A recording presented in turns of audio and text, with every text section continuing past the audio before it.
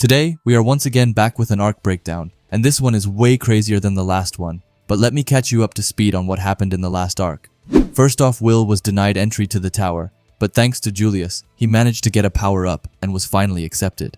After that, both Zio and Elfie fought over him with Zio winning, so Will joined the Thunder faction, but then Claire revealed that there was a traitor among them. We then see Claire once again saying that there is a traitor among them, and that seems to shock a bunch of them. Colette then screams out and asks her what exactly she means by traitor. After that, we see the cat that was just peacefully sitting there. She suddenly jumps and says that she will explain it all. After that, she transforms into Ceridwen, and she tells all of them that on the night of Terminalia, the gate to the tower was opened. Only a mage of the tower can do that. We see Rose just looking surprised as she asks who she is. Ceridwen just smiles brightly as she tells her that she is Greslouis's gracious and humble master, but that they may call her Ceridwen. Julius just looks at her annoyed though, which is kind of funny. Anyway, Ceridwen keeps going as she says that, as they all saw before, the gate into the tower can only be opened by a registered high mage. The gate wasn't broken, it was simply unlocked, certainly not a feat any monster could achieve. She continues as she says that if Dinoboros, wielding the mage killer, had managed to infiltrate the tower, the situation would have gotten much worse. Add in a pincer attack from the Devander, and the lives of even the Magiavander would have been at risk, explaining that on that fateful day, Regarden was truly on the brink of collapse, but not by some coincidence. A nefarious actor brought Regarding the edge of ruin. This visibly shocks a lot of them, but Ceridwen says that thanks to Will's efforts, the assault was thwarted and the worst did not come to pass. But the issue remains. The gate was opened from within the tower, and senior leadership is determined to identify who did it. With that, we go over to Claire, who looks fired up as she points to all of them and tells them that a task they now pose to them, she hereby assigns all of them the following order. Infiltrate their respective factions and investigate anything and anyone they find suspicious. We then see Emma from the Wind faction as she asks if she is entrusting them with such an important task. Mike from the Dark faction also speaks up as he asks her if she knows that they just graduated from the academy after all. But we then have Scion, who is super cool, as he says that he assumes that they at least have an idea of who their would-be antagonist could be. Ceridwen starts to look intense as she tells him that they believe it to be the Tome of Ruin, Gohita. She continues and tells them that 10 years ago, their world was as close to annihilation as it has ever been. When the Magiavander were killed, the day of Doom's descent, the destruction organization Gohita was the instigator of the war that brought forth that terrible day. They suspect their remaining supporters are behind this, Will then thinks in his head, as he says the beast that he and Elfie fought 10 years ago. It was a mana creature that ran away from the war in the city, but he then starts to think about the headless mage and wonders if they were somehow connected to Gotia. But he quickly moves back out of his thoughts, as Claire tells them that if they really are dealing with the remnants of Gohita here, they have to carry out this probe with the utmost discretion. As a mediator belonging to no faction, she, Creala Sera, implores them, for the good of their world, to find the traitor and remember every mage in the tower is a suspect. With that out of the way, we then see the gang walking as usual. Julius speaks up and says that it was not the order that he imagined that they would get so soon after joining their factions. Colette says that she is still in shock. She doesn't want to believe there's a so-called traitor lurking in the tower. Wignall is next up, and he tells them that he can't bring himself to suspect his own comrades. Besides, they elves are far too dignified a people to commit something so nefarious. Scion just tells him that it doesn't really matter if he can't, does it? Saying that unless he wishes to be an outliner, and the only one to skirt the order. With that, we head to Lihana and Will. Lihana just asks if they want her to probe the Thunder faction, and she looks practically dead as she says that. Will then tells her to start talking, and asks her what's the matter with her. Lihana looks super crushed as she says that he will soon find out soon enough. Just then, we cut to Colette rubbing her face and saying that essentially, they want them to play spy and root out this traitor. It pains her to have to pry into her faction's business, but they are the only ones they can trust to do the job. She then calls them Team Lihana and tells them that it's time for some spying, and after that, she just has a super bright smile on her. But with that, we go to the following day and to the tower and the second stratum Earth faction. Here we see Colette sitting on a throne. Someone says that at long last, their prayers have been answered. We then see a bunch of old people saying that Colette Loire, rightful heir to the Loire family, is officially one of them. We first up see Fulun audited. He screams out that earth magic is scant in the tower, and as they can see with all these geezers around, they lack a certain feminine touch. We then have Hammond Fossilis. He also has a smile on him as he says that for 20 years they have been rolling downhill, but not anymore now that they have got a young lady in their ranks. Then lastly, it's Worgen's prey night. He clenches his fist and says that better yet, this lass has the blood of a house that once produced a Magia Vander running through her. With that, he screams out to everyone that their time is now. He then turns around and says that, of course, to his Rose, his dear granddaughter, he will throw her this kiss for guiding Colette to them. Rose can be seen blocking the imaginary kiss while telling him that she didn't guide her to anything. She made the decision to enter the tower herself. We then see a super embarrassed Colette as she asks Rose what is going on. Rose tells her that they just expect great things from her. She is their brilliant Colette, their Earth princess. We then head into Colette's brain as she thinks that, forget being a spy, she feels more like the creator of some weird religion. With that out of the way, we head over to the third stratum and the Ice faction. Here we see Elfie curled up in her chair as she screams out for Will, explaining that she needs him with her here. Sarissa is by her throne as she tells Elfie that it's enough with the hysterics, telling her to get up and greet their new recruits like a real Magia Vander. We then see Julius, who looks a bit lost as he explains that this is why he told Will to join them. After that, he walks forward. He calls out to Elfie as he says that he has heard much about her from Will.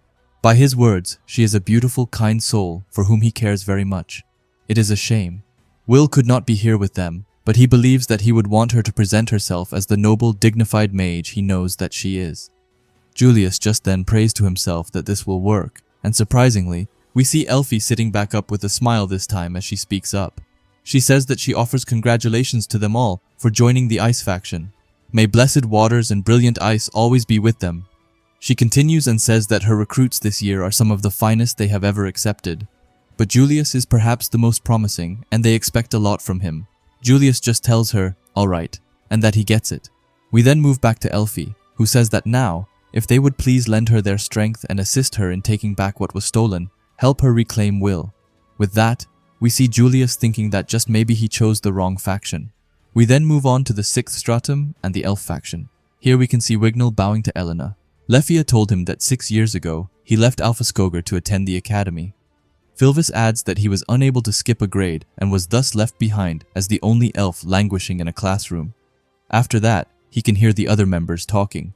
They say that he's no smarter than a common Lizance, calling it hard to believe he belongs to the royal house of Lindor, and that he is a stain on great Eleanor's name. Wignall looks to be close to his breaking point, as he thinks that he can't take it anymore. He holds his chest as he thinks that he feels as if he is in an interview where he isn't allowed to speak, calling it pure torture. But suddenly something that looks round gets thrown to him. Wignall asks Eleanor what it is, but she just tells him to put it on. Wignall gets shocked as he asks if it's a gift, and is about to thank her when she starts to look insane and asks him who said that it was a gift. She walks to him and gets creepily close to him as she tells him that it's a collar, as any fool could tell, telling Wignall that it's the perfect accessory for breaking in those who shame their people. She then just looks more creepy as she tells him that as long as he has that around his neck, he will not escape her, asking if he understands, and Wignall is just lost, wondering what is going on. After that, we yet again move on to the 5th stratum and the Fire faction. Here we see Cariot using his fire ability right at them, and it's massive. We then see Sion super damaged and on the floor. Meanwhile, Cariot can be seen just laughing as he then apologizes to them for the explosive welcome. But saying that this is the quickest way to test them, he continues and says that they may not understand it just yet, but this is an initiation by fire, one to weed out the cans from the can knots, so to speak. Cariot explains that they lost plenty of promising mages during Terminalia, Rog included. He had hoped this year's seedlings would make for worthy replacements, but it seems he was too hopeful. Cariot is then about to leave as he tells Logwell to take care of them, but before he can do that, Sion speaks up and tells him to wait. Sion still looks super hurt, but he tells Cariot to keep going. He even begs him to please continue with the initiation, telling him that he has to become stronger than Will, and that he will do whatever it takes. Cariot looks at him before he starts to smile, and says that perhaps he spoke too soon. This year's harvest may shape up to be the most bountiful yet. We also see Sion smiling as he heard that. Moving on to the 4th stratum and the Thunder faction, here we can see Guilford telling them to keep running, and that he better not catch them slacking, screaming at them to run until they drop. We then see Will, who seems fine. Meanwhile, Lehana looks to be close to her breaking point. Will then asks her if she is doing okay. Lehana tells him that she is fine and to just keep his eyes forward. We then head into Will's brain as he thinks that now he finally gets what Lihana was talking about. What faction makes their mages run non-stop as part of their training? After that, we head back to Guilford, who tells them that he bets that they are wondering what building physical strength has to do with training to be a mage. But they don't need to wonder anymore, as he tells them to listen up, explaining that from the mightiest muscles comes the mightiest magic. A mage with a flimsy frame can't even hope to call upon thunder as an ally. That is why they run. Run as their life depends on it, like they are running from a hungry beast. With that, we see someone called Milia Zaza. She calls out to someone called Olgano and asks him what lap he is on. Olgano tells her that he is on 80. He continues as he says that Guilford's getting on his nerves and that he is thinking of picking up the pace a bit. We lastly have Nanaru, who is just silently watching this. We then head back to Will, and he sees them dashing forward. He thinks that they've barely broken a sweat, and now they are picking up the speed. With that in mind, he thinks that he has to show that he can keep up with them. But just as he is about to lock in, he hears Lihana falling behind him, so he looks back at her. However, we see Lihana just being completely drained on the track. Just then, Guilford goes to her. He asks her if she is sleeping on the track again, telling her that it's not a good look. He goes closer to her and tells her that she just loves to keep her head down. Asking if she wants him to step on her now, Lihana tells him that it's not that, of course. But even then, Guilford goes and steps on her head. He tells her that he can see right through her. She came here to play the gallant knight just so she could flirt her way into Zio's favor. Lihana tells him that she would never do that and that he isn't her type. But before she can finish that, Guilford already kicks her as he tells her that she better watch her tongue. He tells her to listen up. When he is in charge, nobody gets special consideration, not even her. Guilford then asks her how it feels to be treated like everyone else. We then cut to the other, and Olgano says that there he goes again. Torturing the newbies, screw the dungeon. The real beat lives on the 4th stratum. Milia adds that he's been going extra rough on them for a while now. Will just looks at them running away, and that makes him a bit upset. With that, he decides to take action himself, as he goes right in front of Lihana, and tells Guilford that he will run however many laps Lihana has left, telling him to please let her rest a bit. Lihana just calls out his name before Guilford laughs as he calls it a mess, saying that friendship is forever, asking Will not to make him puke. He then tells him, alright, and for Will to give him 100 laps around the track right now, and we then see Will, who easily does just that. Olgano admits that he has got spunk, and Nanaru explains that he is fast. We then see Guilford, however, as he tells Will that they in the Thunder faction are known for pushing their mages to their absolute limit. If he didn't know, then he is going to learn today. Telling Will to go ahead and do another 100 laps, Will tells him, alright, and he is then off when he is done. Guilford tells him to do 200 more, which is then followed up with 300. After that, it becomes 400, and lastly, we have 500 laps. I also like how it took so long that Guilford got out his beach kit as he was just chilling and watching Will suffer. We then see Will being down on the ground. Guilford comes to him and asks him what's the matter, asking if he is all tuckered out. Will apologizes but says that he is. Guilford then gets right to his face and tells him that Will thinks that he is some kind of hotshot just because he is a sword, telling him to think again because the truth is that Great Zio doesn't give a solitary damn about him, asking if Will can hear him. While they're going on, we see Milia stretching as she says that the newbies don't know that he makes them run until they drop, no matter what, so there's really no point in trying. Olgano joins in and says that he has to admit that he is something. It's the first time anyone's broken 1,600 laps. Nanaru says that it's a new record and calls it cool. Anyway, we then see someone familiar coming. Will is just almost dying, but Zio takes him by his shirt. He then holds Will high up to the sky and tells him that they will now spar, telling Will to make it fun for him, or else. While that goes on, we see everyone else bowing to Zio. Meanwhile, Will just wonders how he is supposed to be a spy under these conditions. Anyway, after that, we change to some very daunting table with a ton of masked men sitting around it. Someone asks how the plan is coming along. Someone else tells them that it's going quite well.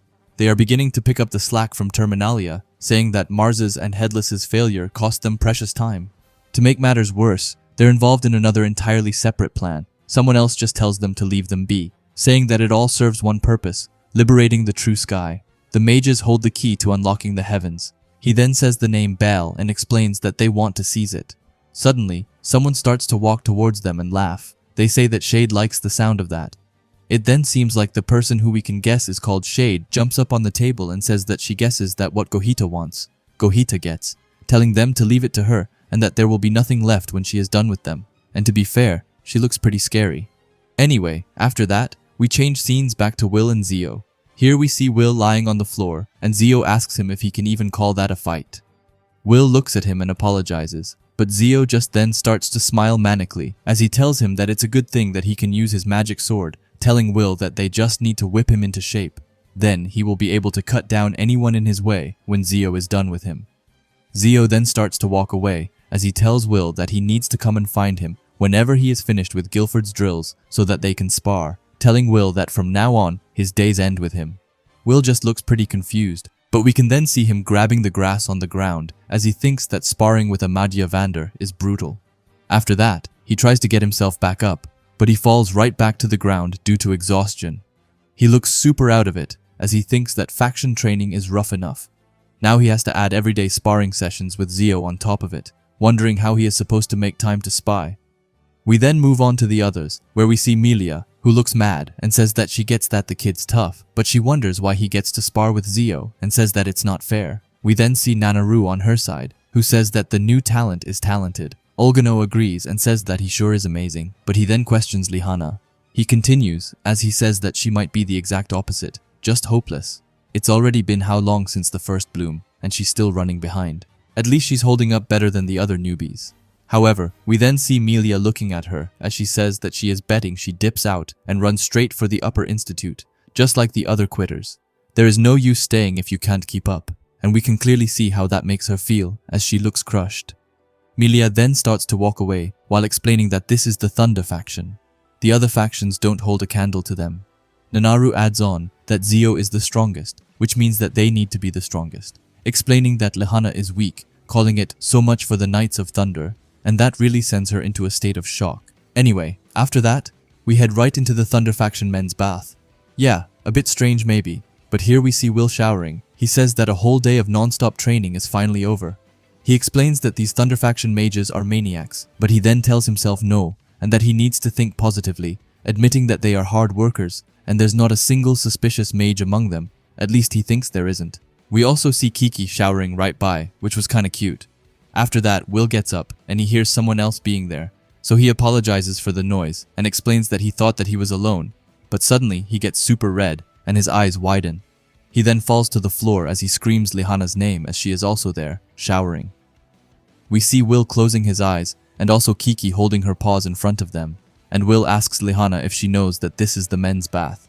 However, Lihana is long gone, as she just says that she is nothing but trash, a coward, and an actual washout.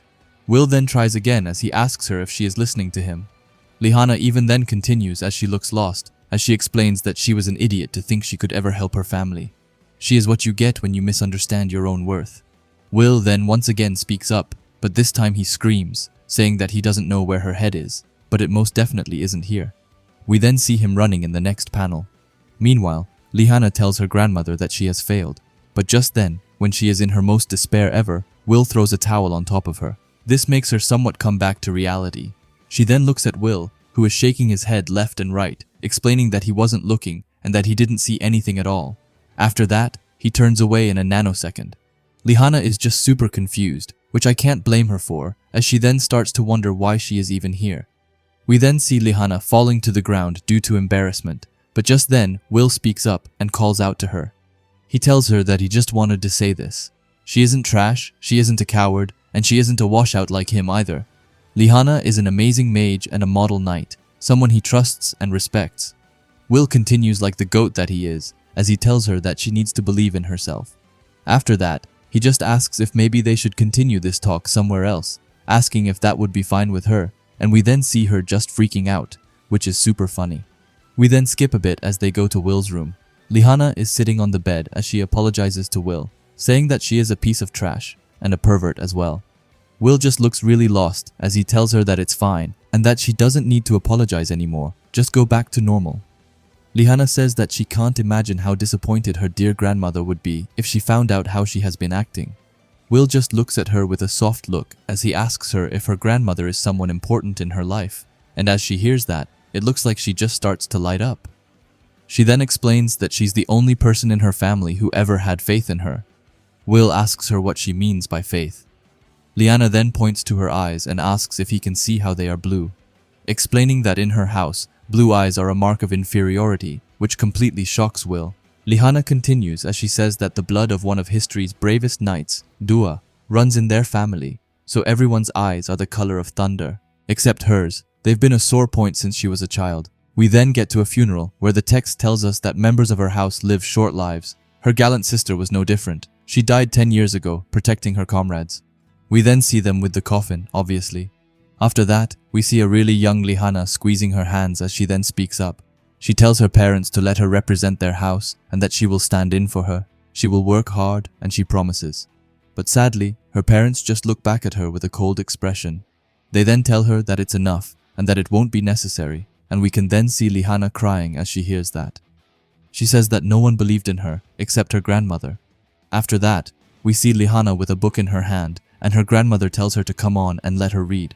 She sits herself right next to Liana and tells her not to let it bother her, telling her that one day she will make a fantastic knight and that she knows it for a fact. Explaining that having the eyes of Roche the knight is no mere coincidence, and we then see her eyes light up as she hears that. We then quickly get back, and we see Will, who looks happy as he says the knight's names. He asks if it's the same Roche from the tale of Roche the knight. Liana asks if he has heard of it, saying that she is surprised, as it's not a well-known book. Will tells her that Elfie has loved books since she was little. She'd read tons, like The Adventures of Demna and a whole bunch of other stories. He then looks super gently at Liana and smiles while telling her that he can bet that she and Elfie would get along great if they met. Liana just looks back at Will as she says that it seems that she and Elfie have something in common, saying that she used to read plenty of stories about knights when she was a child too. Liana then thinks that it wasn't Roche's tale that truly captivated her. Roche was weak, but she used wit and good sense to gain the upper hand and protect others, including the princess. The story of Roche was one of her greatest childhood treasures. After that, we see her grandmother going behind her and putting a necklace on her. She then smiles at her and tells us that her grandmother saved her and gave her the portrait of a knight that she could strive for. Roche was who she wanted to be. Then, in real time, she looks at the necklace. Will asks her what it is. Liana tells him that it's a misericord of the covenant. It's an amulet meant to bring a knight peace. Those who bear the name Owenzaus wear it at all times and continuously channel magical energy into it so that they may fulfill their vow as a knight with honor. Liana then looks at Will and tells him that, just to let him know, she had planned to use it if he didn't get up during their battle with the Grand Duke. Will is amazed and asks if she is serious, and he then apologizes for that. We then head into his brain as he says that it seems Liana's been battling demons of her own. Despite her family's less than favorable judgment of her abilities, people still call her Miss Perfect. It's a true testament to her hard work. Will then speaks up as he tells Liana that he wanted to ask her something. He asks her how she approaches running laps for training. Liana looks at him, confused, as she asks him what he means by how, telling him that she puts all her physical and magical strength into running as fast as possible. With that in mind, Will tells her that next time, try turning it down a notch. He tells her that he has been observing how some of the senior mages run, and he has noticed none of them are constantly channeling magic. They use as little as possible, as efficiently as possible. Liana says that she sees that the true purpose of all the mindless running is to break them. Will then adds on to it as he tells her that what they really want to see is what they choose to do after they are broken. Liana looks confused, but Will explains that they wonder if they will run or if they will give up. Will they rise? Like a gallant knight from a storybook, Liana just looks more surprised as she says Will's name. Will then smiles and takes out his hand to her, telling her that he knows that she has what it takes, telling her that if she doesn't mind him saying this, then he quite likes her blue eyes, saying that they sparkle like jewels. Liana starts to blush as she then smiles, telling Will that her first love said the exact same thing, and with that, they shake hands. After that, we move to the next day, and here we see all of them running once again. And like yesterday, Liana is falling behind. Guilford calls out to her. He tells her that she is pulling the rear again. He calls Liana an embarrassment to this faction, and while he does that, we only see her breathing more and more heavily. We then move to Olgano, who says that she sure is a mess. We also have Melia behind him, who says that it looks like someone's in for another day of torture. Under them, however, we have Will, who calls out to her, and just then, we see her starting to look fired up. With that, we then see her putting some magic into it, and then in the next panel, she quickly catches up with the others in an instant, which seems to shock them. We also have Will, who just smiles at her. Milia, on the other hand, wonders how she caught up with them so fast. Nanaru adds that she will be breathing their dust again soon. Olgano also says that she gets right back at them after every bend, wondering where she gets all that speed from.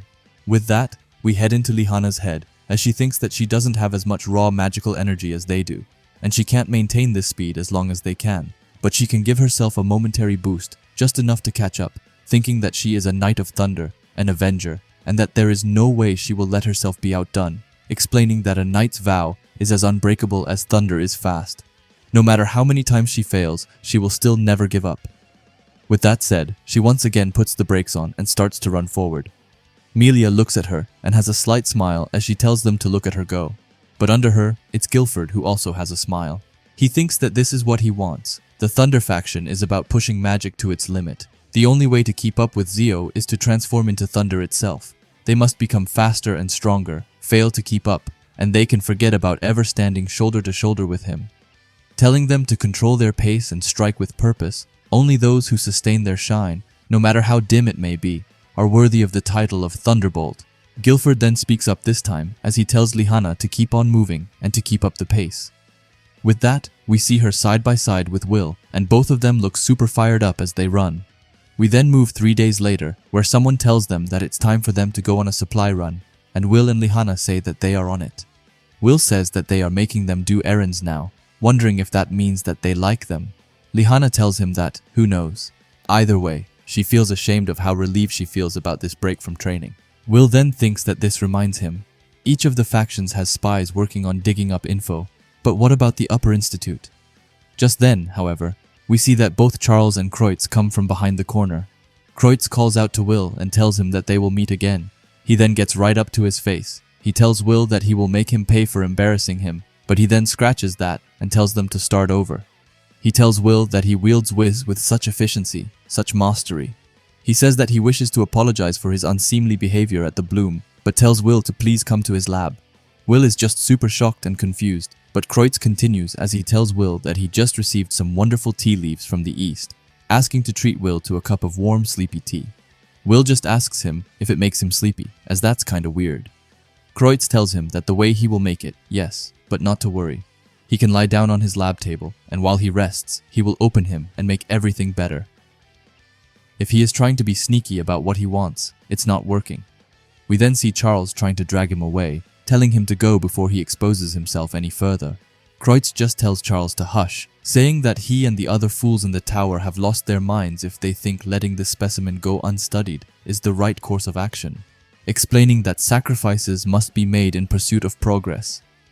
We then see Will, who tells him to stay back with a scared tone. Suddenly, Lihana gets in front of Kreutz and tells him to get away from Will and calls him a maniac. She continues as she tells him that if he lays a finger on him, then she will personally make sure that Zio hears of it. Kreutz just then screams out and asks if she has no self-respect as a high mage of the tower. Lihana just looks annoyed as she tells him that she doesn't. In fact, her pride was broken a long time ago, but she doesn't need pride to protect Will. After that, we see Charles finally dragging away Kreutz. Anyway, after that, we see Will looking around, and he spots Julius, goes to him, and calls out to him. Will tells him that his bag look is heavy and asks if he is also doing a run for his faction today. Julius tells him that he is spot on, explaining that he can't believe that they are making him do grunt work. Will then tells him that while he has him here, he wanted to thank Julius, telling him that the only reason he belongs to a faction is because of him. It's a shame that he couldn't join him and Elfie though, but even then, Will has a huge smile on his face as he tells Julius that he really appreciates his helping Will out. Julius, on the other hand, just looks at Will with a very disgusted look. After that, he points his finger at Will.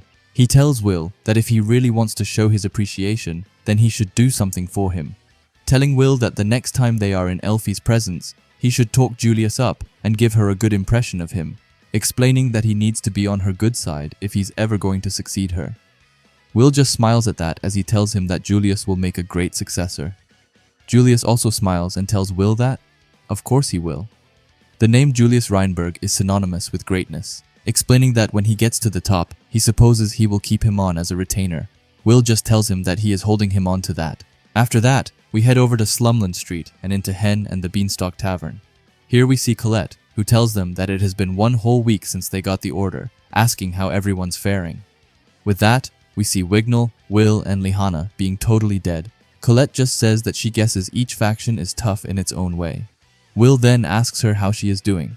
Colette tells them that physically she feels fine, but emotionally she could be better. Wignall then seems to whisper, but he asks why they have chosen this dirty tavern to have their gathering. But just then, something comes by right by his face.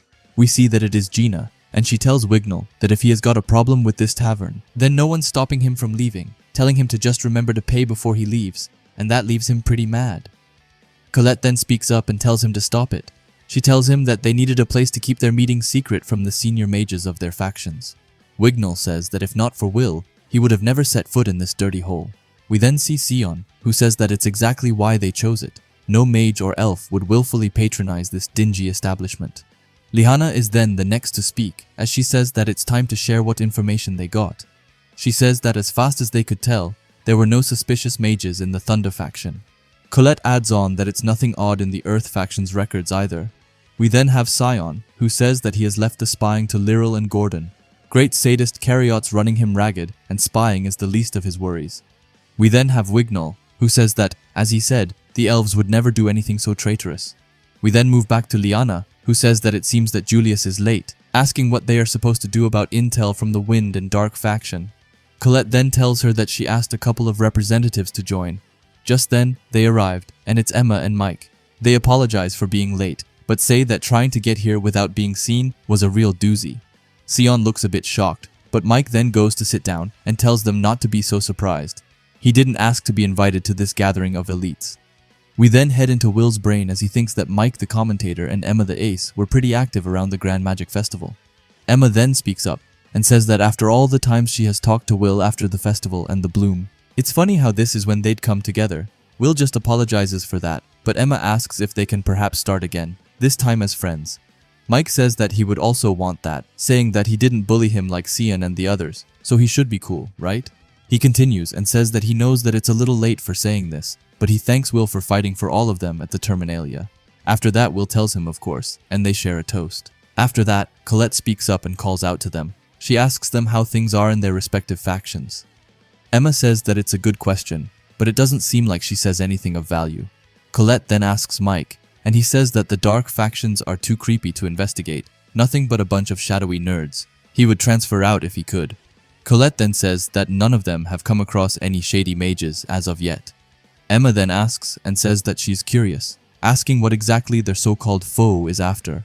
Lihanna says that if the headless mage they encountered is working with Gohita, then she guesses their goal is to destroy the false sky. Sion adds on that they're likely referring to the great barrier created by the Magia Vander.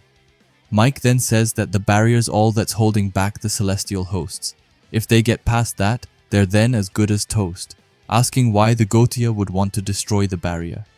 Will thinks about just why that is, explaining that they are working on nothing here. They need more information. He guesses that they have no choice but to keep searching. Will then speaks up and says that Julius is awfully late. Colette says that he sure is. It's already way past their scheduled meeting time, ending it by saying that she hopes that he is okay. But in the next panel we see a bunch of blood. Someone says that they knew it. They were never cut out to be kind. And there we see Julius with a whole hole in his chest while calling out to Anna. After that, we see a ton of people having gathered around him. They wonder what it is that is going on here, and someone else says that a high mage from the tower has been murdered. After that, we also see Sarissa being present, and she looks sad. After her, it's Colette who asks the extremely tight crowd to let her through, but when she finally manages to reach him, she gets a very sad face and is filled with despair as she sees Julius sitting there and a ton of blood around him and a whole hole in his chest. We then see his friends rushing with all that they can. They tell him to wake up and that this has to be a joke. Colette starts to hold her hands in front of her mouth as she says that Julius can't be dead. By her, we also have Will, who just looks absolutely crushed as he says his name. After that, he goes in front of Julius's friends and right by Julius. But just then, something seems to hit him right in his head. After that, he looks more confused as he says Julius's name with a confused tone. But just then, a high mage comes by and asks him what he is doing. He tells Will to get away from him, as this is an ice faction matter, telling Will that if they don't have anything to do with this, then they can scatter, telling the others to secure the surrounding blocks and close the gate to find out who did this. However, just then, we cut to Wignall, who wonders if this could be the work of Gotia. Everyone from the pub is there watching this, and they all look down. Meanwhile, Will looks up at the sky and seems to spot an ice-bird flying in the sky. After that, we head to St. Viola Square. Here we have Colette, who is crying uncontrollably. She calls it her fault, saying that if she didn't suggest that they meet up at Gina's, then Julius would still be here. Emma sits next to her and tells her to stop it, telling her not to blame herself for what happened to him. After that, Will speaks up, and it looks like he is supposed to say something vital about Julius, but in the last second he stops himself. He then looks extremely down, but Lihanna notices this very well. After that, she goes to Colette and hands her some sort of cloth to wipe her tears. We then cut to Wignall, who thinks that if Gohita is responsible, then why would they go after Julius? Mike says that maybe they caught wind of their spying efforts, but Sion then speaks up and calls it doubtful, explaining that Julius was distrustful and always cautious. He wouldn't let himself be found out so easily. Will then joins in and says that he learned something, and whatever it was, it made him their target. Lihanna then asks him what they should do now. Will tells her that they should head back to their factions. They might give them orders related to the incident. In any case, they will have to be extra careful from now on, telling them to just keep a low profile, nothing reckless. With that, we then see the group split up. Well, except for Lihanna and Will, who went back to the place of Julius's death. Lihanna tells Will that he told everyone to lay low, so she wonders why they are back here at the scene of the incident in broad daylight. Will apologizes to her, but tells her that there was just something he wanted to check. With that, we then see Kiki meowing at the ground, and Will goes down and seems to pick up something. Lihanna asks if that's a piece of ice, and Will tells her that she is spot on. Will explains that Kiki knows all of their magic signatures and sniffed out a spell. Julius cast in his last moment. Now they know for sure that this isn't some rogue mage's ruse. Lihanna, however, looks to be confused. She says that she finds it hard to believe anyone from the Ice faction would miss such a crucial clue. Explaining that they are closer to finding the culprit than they were, Will then starts to think some more and tells her that whoever murdered Julius used dark magic, and seeing as there were no signs of a struggle, it's likely the killer was someone Julius knew personally. Lihanna looks at Will and asks him how he knows that. Will scratches his nose as he says that he overheard high mages talking about it this morning.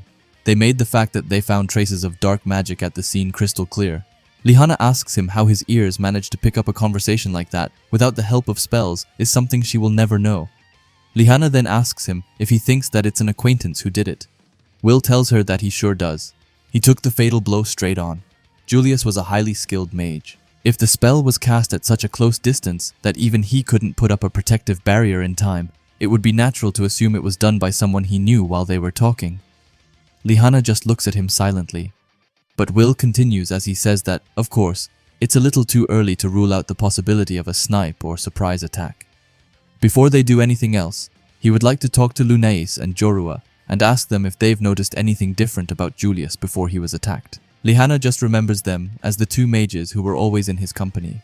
Will then gets up and tells her to come on, and she is just behind him. However, she starts to look a bit serious, so she asks Will if he thinks that he already knows who did it. Will is silent before saying that he would be lying if he said that he didn't have a clue. But the use of dark magic he is then about to say something more, but just then, we see someone looking at him from the shadows. Will notices this, and right away starts to look around. Lihanna asks him what's wrong, and Will is having trouble gathering his words, but in his head, he thinks that for a moment it felt like someone was watching them. But he then looks at Kiki, and says that it doesn't seem like she picked up on any other traces of magic. With that in mind, Will tells Lihanna never mind, and that it was nothing. Lihanna is just super confused, but as they continue to walk, Will apologizes about it and tells her that they should head back to the tower, explaining that if they return to their faction stratum, then he bets that they won't have much freedom to roam, guessing that they will have to skip training. Lihanna is a bit hesitant, as she says that the inevitable punishment and the torment that awaits them has her scared for her life. However, while they are walking and laughing, we once again see the strange guy from earlier just looking at them before he then disappears into thin air. We then head right into the tower's first stratum. Here we see Charles being questioned by some mages. They ask him if it's true that a mage from the Ice faction was killed, asking if it has something to do with that Wistoria Traitor that everyone's talking about. Charles just looks a bit overwhelmed as he tells them that there's a gag order out on all talk related to the incident, telling them that he is sorry but they are not going to get anything out of him, asking them to now go back to their flying golem test please. But even then we can see the high mages continuing to pressure him, and he tells them that they are going to get him in trouble. But just then, he looks over and sees Will being right there. With that, we head right over to Will, who is with Julius's friends. He tells them that he knows that it's been rough, but he thanks them for taking some time to talk. They are just silent, however, and because of that, Will continues. He tells them that he just wanted to ask if they remember what Julius was doing the other day. One of them just asks if he really wants to know, and they then continue. They say that he left the tower alone at night to meet up with Will and their crew. Before that, he was normal, acting like he owned the place and heckling them for coming back dead tired from training. We then get into a flashback, where we see one of them saying that they are about to pass out. The other one adds on to that. Sarissa really knows how to run a mage ragged. Just then, they noticed Julius was sitting, and they called out to him. Julius just laughs as he sees them, telling them that they sure look like a mess. He asks them if they want to grab a drink at Gina's when things settle down, explaining that it will be his treat.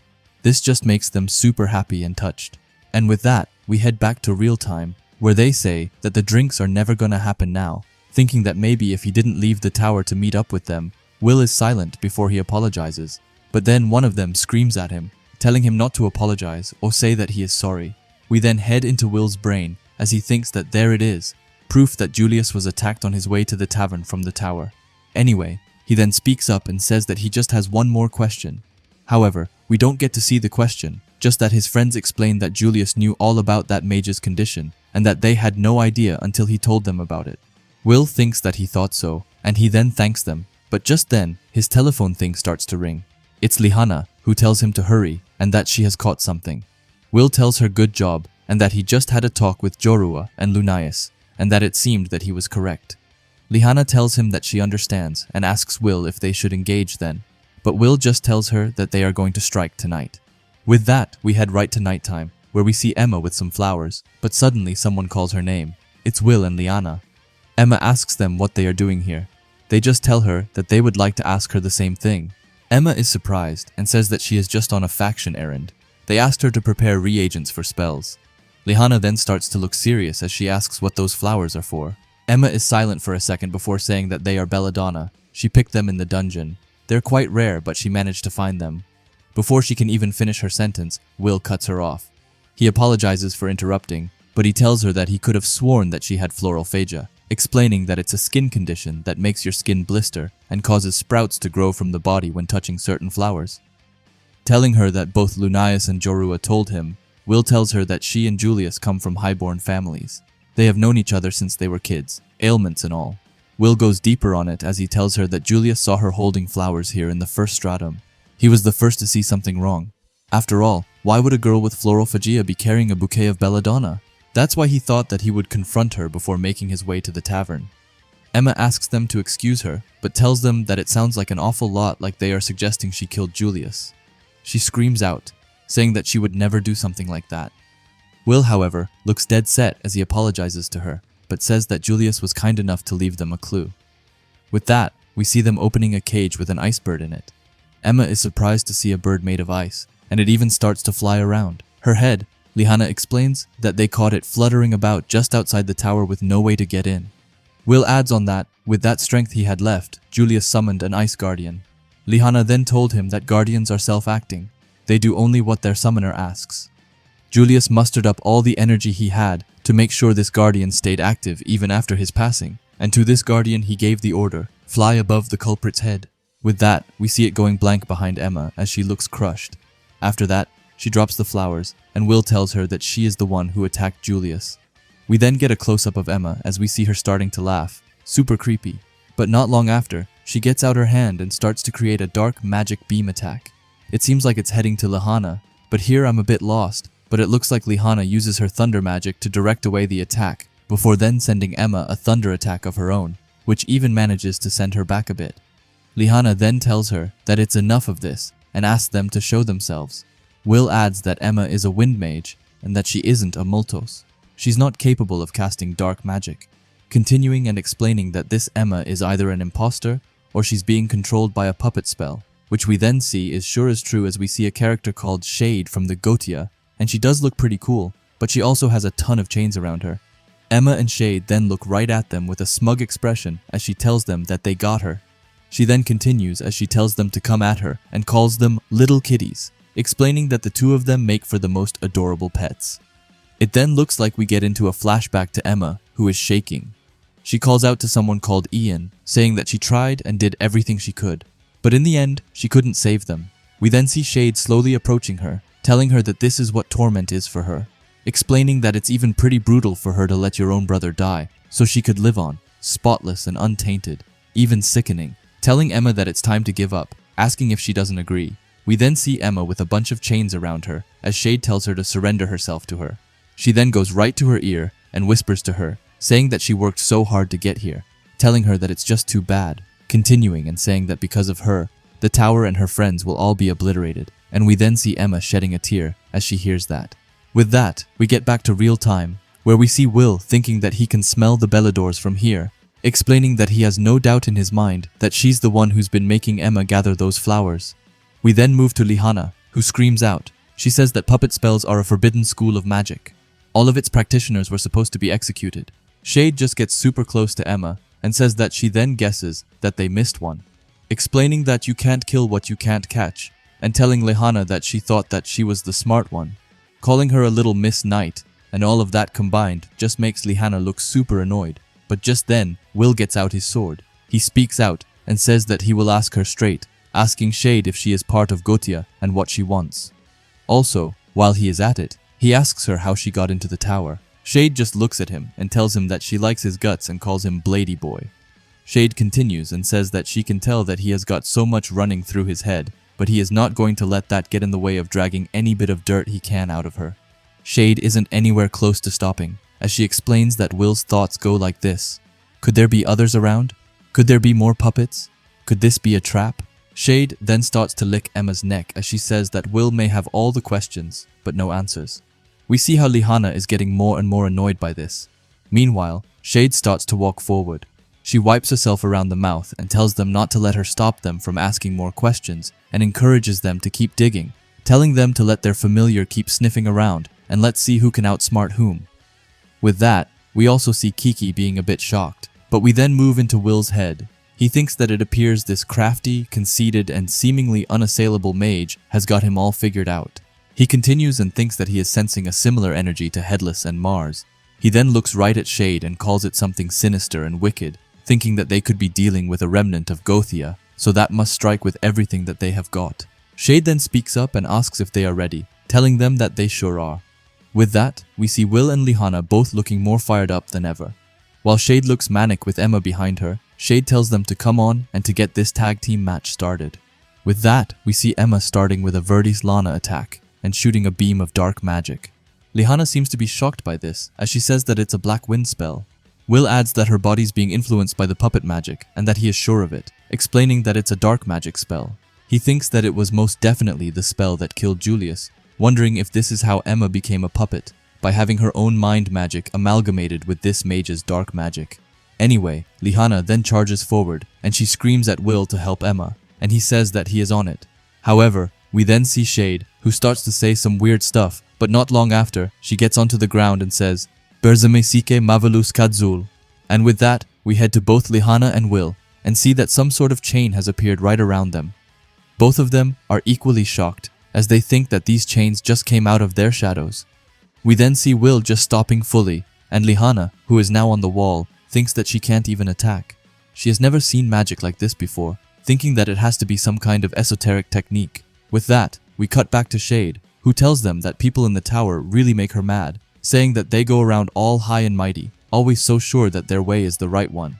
But still, they are not even conceited mages of the tower who can erase their own shadows. Shade tells them to continue and dance with the very Shade that stalks their every move. After that, Shade looks to her left, where Lihana is running with all that she can. Shade screams at her and calls her quick. She explains that this spell usually runs right through mages who have never seen it before, but those thunder rats are a real pain in her chains. But even then we can see a small piece of the chain scratching Lihana's face and making her feel a bit of pain. But not long after she starts to get out some magic circles around her, and then while she is still running, she uses her Thaddeus Leo attack, which seems to send thunder attacks right at Shade. However, Shade isn't worried in the slightest, as she just calls out to Emma. Then in almost a nanosecond, we see Emma, who is now standing in front of Shade, and she uses her Zephyros Claw, which manages to deflect Lihana's attack. Will says that Shade is using her as a shield, and Lihana calls her a wretched fiend. We then move back to Shade, who asks them if this isn't pretty handy, explaining that she doesn't have to worry one bit about using her own energy with puppet magic, unlike those piddling guardians. She then is right by Emma's neck as she tells Will and Lihanna that she has got her own courageous puppet willing to sacrifice her life to protect her precious master. After that, we see Shade shooting some dark attacks right at Will, but he seems to be able to evade them with ease. While we are here, we also get into his head. He thinks that Emma's not a guardian. Because of that, he can forget about trying to aim for a core as a way to stop her, and she moves to protect Shade as if it were her own choice. He continues and explains that this doesn't bode well for them, but even then, he thinks that he has learned something. He looks closely at them and thinks that the chains coming from that mage's wand are what's controlling her. But just then, when he is in his thoughts, Shade suddenly says, "Boom!" And we then see Lihanna's and Will's eyes reacting super quickly. Because in the next panel we can see a big explosion with dark magic. But even then, it looks like Will and Lihanna managed to get out of it unscratched. Lihanna speaks out and says that Will was right. As esoteric as this magic is, for some reason, Shade hasn't used any puppet spells against them. Will says that it's true, and that they're likely finished if they turned into puppets. Will then starts to look super determined as he says that the fact that they haven't yet tells him that it means for casting such a spell are complicated. He doubts that they will be turning for as long as this engagement continues. After that, it's Shade's turn to speak, and she asks them what the matter is, asking if the show is over already. We then get a close-up of her as she calls out to Emma. She tells her to summon her guardians, explaining that they will encircle them with help from her shadows. With that, in the next panel, we see a bunch of guardians in the air. Lihanna is about to say something, but before she can finish, Will tells her not to worry. He has a smile on himself as he looks at Lihanna and tells her that he can keep up with the speed of thunder. Lihanna just starts to smile as she then tells Will that she has been meaning to tell him. However, she thinks that they make an amazing team. Will adds on that he thinks the same thing and they just look so awesome. But after that, we see them getting ready as Lihanna puts her shoe down to the ground and says, "Owen Sike, lisol de dua." After that, a bunch of thunder starts to appear around her. She then looks over to Will and tells him to take it. With that, Will puts out his sword right to her wand, and the two of them then link up together. We then see Will's eyes, which are filled with a fire as he says, "Primed." Dualis Wis, and this is just pure cinema, like for real, because in the next panel, we can see both Lihanna and Will going right past Shade and Emma and destroying all of their guardians. We even see on Shade's facial expression that she is super shocked. She then looks back at them and wonders just what that was. However, she sees that Lihanna and Will are going in for another attack as Lihanna says, "Patracior," which seems to send a thunder attack right at Shade. But Shade acts quickly as she calls out to Emma, who uses Gallius Whis, which seems to create some sort of shield around them, blocking the attack. But even then, Shade is beginning to panic a bit. She wonders how in the world they are faster than the other Thunder people. She then screams out and tells her chains to capture them. However, it's useless, as we see. Lihanna just outran the chains, and Shade knows that, as she thinks that she can't get to either of them in time. However, she then explains that it should be the least of her worries as we see Lihanna cutting through her chains. And with that, Shade thinks that she can't even nab them if she doesn't have any chains left. But just under that, we see Will becoming a rocket as he goes right ahead. While he is charging forward, he looks at Lihanna and thinks that he knows exactly what Lihanna wants to do. Lihanna looks back at him and thinks that she can see the determination on Will's face. With that, both of them get right to Shade and basically surrender her, while thinking that as frontline fighters, they move in complete harmony. After that, we see Will cutting loose the chain that was binding with Emma. This annoys Shade a lot. However, she can't even do anything, as she has Lihanna right in front of her. She holds her wand right at Shade and tells her that she is finished. Shade is just silent, but Lihanna continues. She says that Emma's been broken from her influence as we now see that Will is with her. But that's far from all, as just then we see a ton more mages being around them. We then see Lunais and Horua. They speak up and explain that they brought backup just like they were told. The other one then asks if this is the mage that killed Julius. Will then speaks up and explains that he had both Lunais and Jorua gather reinforcements and told them to quietly surround the mage controlling Emma. Once the fight began, we then get back to Lihanna, who tells Shade that she no longer will hold Emma hostage. Shade doesn't look that worried, however, as she asks if it was all a ruse to buy time, calling them clever rats. Lihanna then continues and tells her that she will tell them everything she knows, from within a holding cell, of course. Shade, however, just starts to look kind of manic, as she begins to laugh uncontrollably. Lihanna gets surprised and asks her what she is laughing at. Shade then begins to get out a ton of magic circles and asks what else she could be laughing about, but their absolute stupidity. With that, we see Will's and Lihana's eyes go directly to Shade, but before anything else happens, the entire area that they are within gets filled with a dark mist. Lihana asks what just happened, but Will looks certain as he explains that the other mages are under the influence of puppet magic. Lihana is shocked and asks why, explaining that they haven't even been caught by the chains. But don't you worry, as our little friend Shade will explain everything. She tells them that they thought that the chains were the tricks to this, saying that they model students are as adorable as they are moronic. Now Shade didn't seem to give us any hints, but it's fine, as Will and Lihana seem to have figured it out. Lihana thinks that the heavy scent of the Belladors must be it. Will adds on that the chains aren't the key to puppet magic, but instead it's the scent. With that, Lihana then screams out. She says that she doesn't understand. How could this be possible? Those mages just arrived on the scene, so when were they influenced? However, Shade looks crazier than ever as she tells them that she has been working on this way before they all came to the tower, explaining that she spent so much time gathering puppets. Now she has her own wonderful collection of obedient minions, telling them straight up that the traitors among them stand before them already, but still it's too late for them to do anything about it. With that, we see all of the mages firing right at Lihana and Will, and while that goes on, Shade announces that with her magic, she will crush the tower down to its very foundation. After that, we move to Will, who has Emma behind him, and he's trying his best to deflect the attacks that are heading right to him. With this all in mind, he knows that he very well can't move from this spot since he has Emma behind him. But while Will is doing everything in his power to protect Emma, she suddenly starts to get up behind him. Will looks back and calls out to her, but Emma starts to slowly raise her wand, telling Will to just please run, as we can see her trying her absolute hardest to fight back against the magic. Will knows that he is in an extremely tricky situation, but he decides to use all of his power to deflect the attack from the other high mages. After that, he grabs a hold of Emma and pushes her down to the ground to make her and him avoid the attack. But even then, we see Emma's wand starting to emanate a dark spell of her own, and in the next panel, she completely fires it off right at Will, making a huge explosion. We see Will, who flies right past Lihana right into a building. Lihana looks back in pure shock as she can hardly say his name. Meanwhile, Shade just laughs a ton, explaining that Will got blasted into a building by the very puppet he was trying to protect.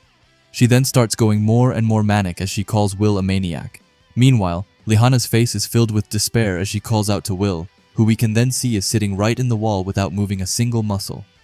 Lihana then continues to shout out to Will, and while that's a nice thing to do, she should have been more worried about herself, as we see a ton of chains appearing around her, and then in the next panel she is completely stuck and unable to move. In her head, she thinks that she can feel her magic energy being siphoned off. She continues as she explains that her strength is slipping away. We then get back to Shade, who tells them that those rats put up a good fight. However, she then starts to look manic as she tells them that it looks like she is the one who outsmarted them, and on top of that, she didn't even need any help to do it. But as she says that, we see the mysterious man getting ready to intercept, but before he can, Finn comes before him and tells him to hold it right there. The man is shocked, but Finn tells him that things are just starting to get good. He then gets close to the man, as he tells him that if he interrupts in any way, then he will make sure it's the last thing he ever does, and we can then see the man, who is just silent. After that, we go back to Shade, who says that it's time to wrap this up, telling them that she was kinda annoyed when they saddled her with the job of bringing them back as a puppet while destroying that infernal tower, but that was one incredible show Will managed to put on. She then starts to retract her chains, while telling them that making puppet spell work is a real pain. Gotta do a lot of digging in a would-be puppet's memory to find a proper patch of trauma to hook her chains into. Can't control them otherwise after all. Shade then just walks past Lihana as she tells her not to worry, telling her that she will take care of her when she is good and ready. Explaining that she just need to hang tight for now. She can watch as she ruins this boy and make him hers. But after that, she says that it reminds her, telling them that the way Emma fell was hilarious. Snot poured out of her nose as she cried, screaming for her to stop. This we can see is making Lihana pretty annoyed. But Shade then explains that she is going back to business, and to let's see what memories plague Blady Boy. Lihana then screams at Will to wake up and to open his eyes, but it's useless. She then tells herself to move, but once again that is just as useless. Anyway, Shade says dive, burrow, control, Burzim seek, and Mavelous holler, and with that, a bunch of magic circles start to appear right around Will. We then cut to Shade being in his memories. She starts to look around and thinks that she has managed to enter his mind. But what's up with this kid's memories? She is seeing a lot of dark spots. Her memories got to be shot. She then starts to walk forward as she says it's whatever. All she needs is one bit of juicy trauma, but just then, she starts to look surprised as, out of nowhere, a bunch of lightning-like weapons start going right to her. We then see Shade being pinned down in a super uncomfortable position as she then screams out. She starts to look worried as she wonders what it is that is going on, thinking that this has never happened before, but just then she starts to see flower petals around her, and when she looks forward, she can see this crazy witch woman again. We get a close-up of her eyes, which look like stars, as she then tells Shade to begone. With that, she takes her wand and sends a dark beam attack right at her. Shade starts to panic as she screams no again and again, but just then, it looks like she is coming back to reality, but even then she is questioning what is going on. We then see Will holding onto her neck, and she wonders when he broke away from her chains. We see Will, who starts to look really scary, and Shade questions if he repelled her magic, but she then says that he didn't. While holding it around her neck, she says that Will managed to eat her spell. We then see Will, and he looks colder than ever. He also has the same symbol on his eye as the crazy woman. Anyway, Shade thinks that this is insane, and wonders what kind of beast is hiding inside of him.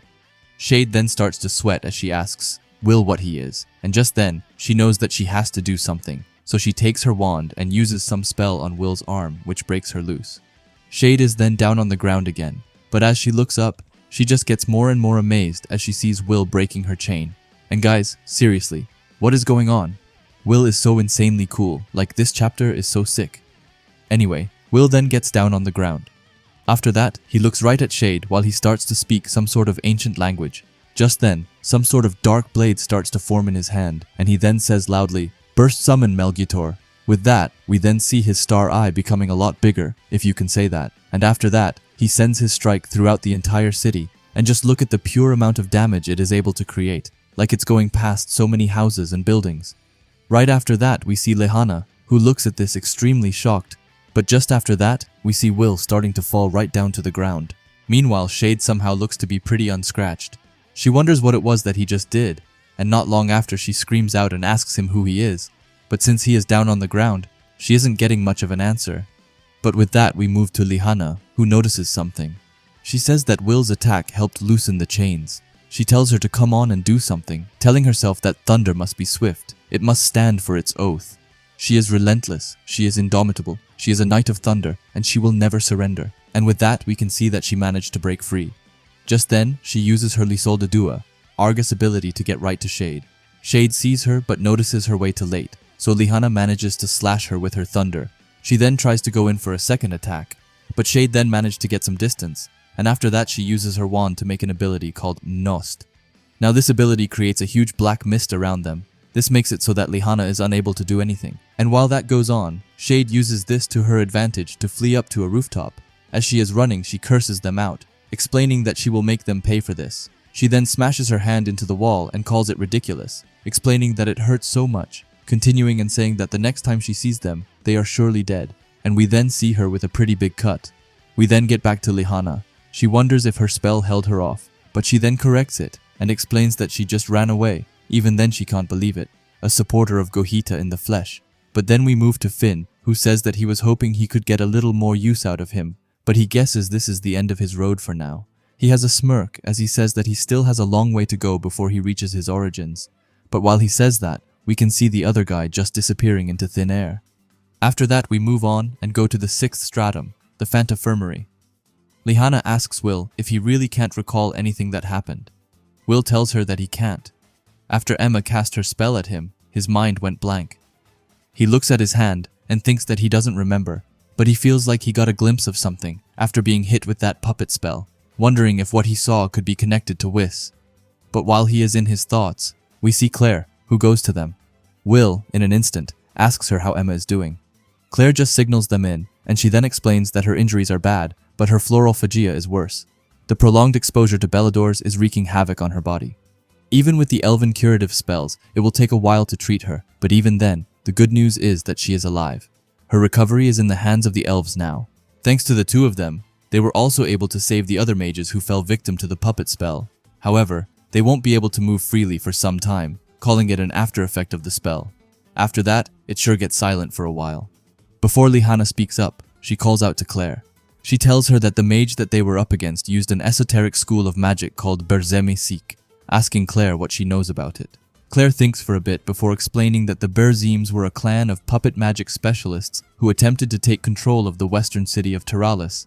As she is sure they are aware, they were summarily executed for plunging the city into chaos, but their use of Belladors as a reagent for their magic is news to her, explaining that if what they say is true, then there are likely more puppets in the tower than they know. She tells them to be on their toes if they smell Belladors. There's no telling where the enemy could be lurking. Will thinks for a bit before telling Claire that the mage used dark magic, asking if it is possible the traitor is from the dark faction. Claire explains that they can't say for sure just yet. What they can say is that no one by the description the two have given is part of the dark faction. Because of that, the so-called traitor could be hiding out in the tower. Claire is then about to say something else, but she cuts it short as she then tells them that they should talk about something else. She then puts both her hands on their heads as she tells them that she told them to spy, but not to have all-out brawls out in the open. Will and Lihanna then look at her and just apologize, but just then we see Arvin, the Wind faction, and also Monica, the Wind faction adjutant. They barrage in, and Arvin asks Claire if it's true that Emma was attacked. They get to them and ask them if she is okay. Will is about to say something, but just then, we can see that Claire speaks telepathically to both Lihanna and Will. She tells them to not say a single word. She explains that they don't know who's being controlled, and the enemy's eyes and ears could be anywhere. She suspects the wretch will be sending puppets to keep track of the two of them, or perhaps even make an attempt at their lives, telling them not to let their guard down for anyone, and to consider any who approach them as a foe first and friend second. After that, we see Claire as she tells Arvin and Monica that she has been waiting for them. She tells them that she will explain everything and to follow her this way, but before she has fully left, she tells Lihanna and Will to stay close to Zio and Guilford, as they will be safer in their presence. After that, we see Lihanna and Will, who is super shocked. Both of them think that the tower is the very image of order in their world, a symbol they trusted, celebrated, and aspired to be a part of. But now the Upper Institute, the other factions, or even their own Thunder faction comrades may very well be their enemies. They continue as they think that the moment the existence of puppets within the tower comes to light, distrust and vision will set in. The collapse of the tower will be inevitable. After that, Lihanna speaks up and says that this is going to be tough, saying that they can't trust anyone in the tower, but Will tells her that they can. He tells Lihanna not to forget that they still have friends, and this is so sweet. Even Lihanna thinks the same as she looks at him with a smile and says his name. But while they are having fun, we can see Guilford, who appears between them and asks them if they are having fun. They obviously get super surprised and ask him what he is doing here. Guilford tells them that he got a message from Claire asking to come and pick up a couple of slackers in the Fantifirmary. With that, he then starts to look serious as he tells them that he hopes that they are ready and calls them shameful slobs, explaining that they have got a storm of drills headed their way, and this makes both Will and Lihanna just scream out. With that, however, we switch scenes. We see Elfie, who goes into Erin's room and says that she has a question. Elfie looks extremely cool and fired up, just like she always does, as she straight up asks Erin if it's his wish to destroy the tower, and we then see Erin, who just looks right at her while sitting in his throne. We then head to the second stratum and to the Earth faction.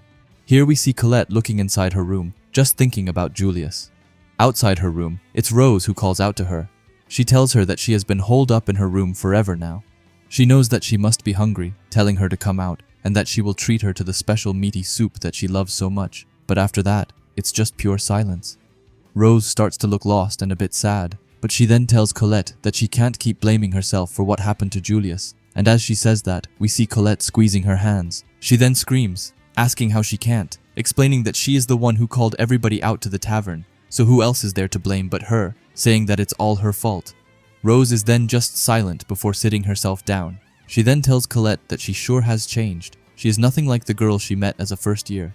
Rose remembers her looking disheveled from her hair to her uniform. She is completely different, as she didn't seem to care about anything. At that time, Rose even thought that she didn't want to talk with her because of it. She continues and says that in those days, Colette had this look in her eyes, like she wanted the whole world, including herself, to fade into nothing. By the way, just a sidetrack, but I can't believe that this was once Colette.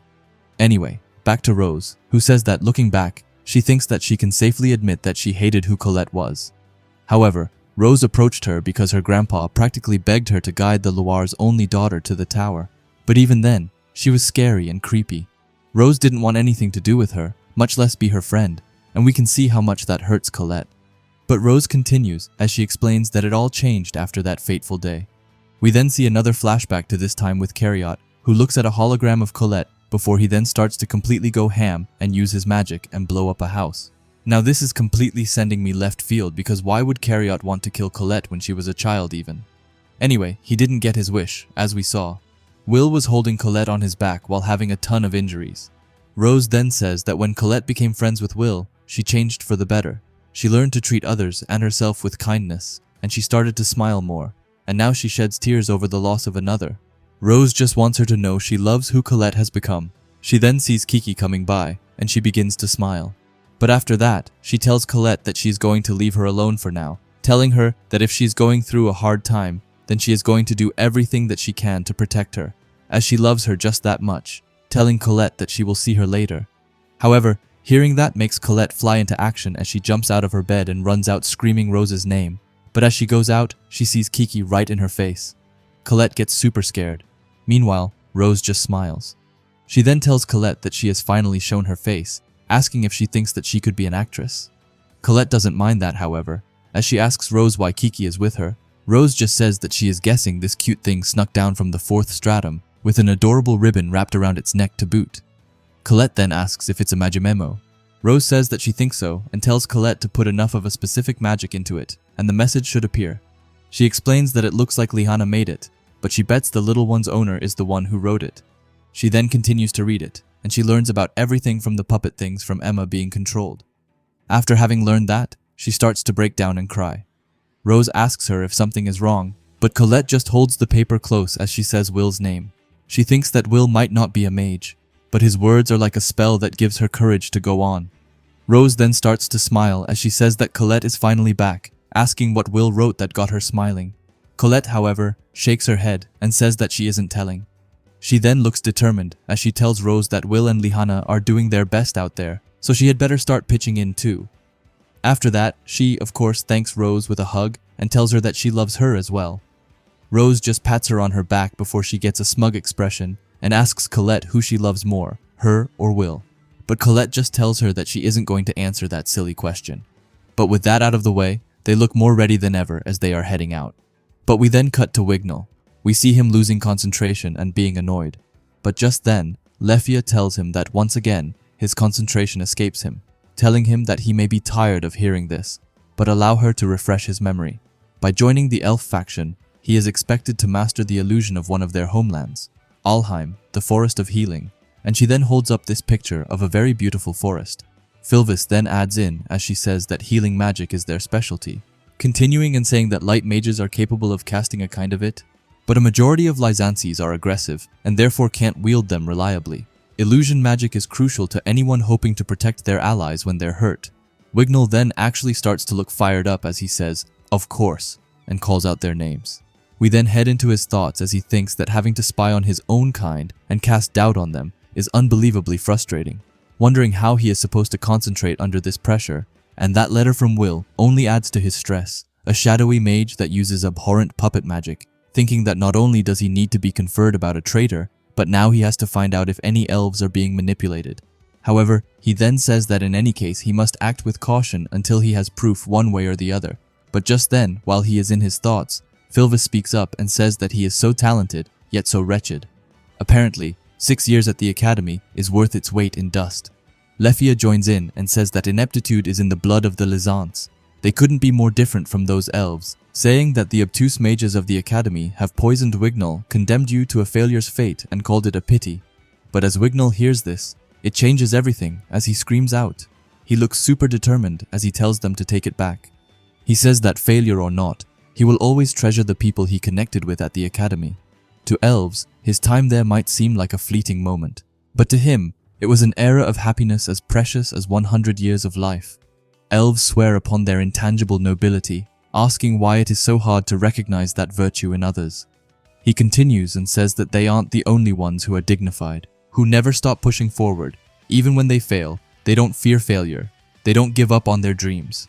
After that, he screams right at them, telling them that they're as worthy of respect as any elf, and he will be damned if he lets them speak ill of them. This just makes Lefia smile as she then calls it wonderful.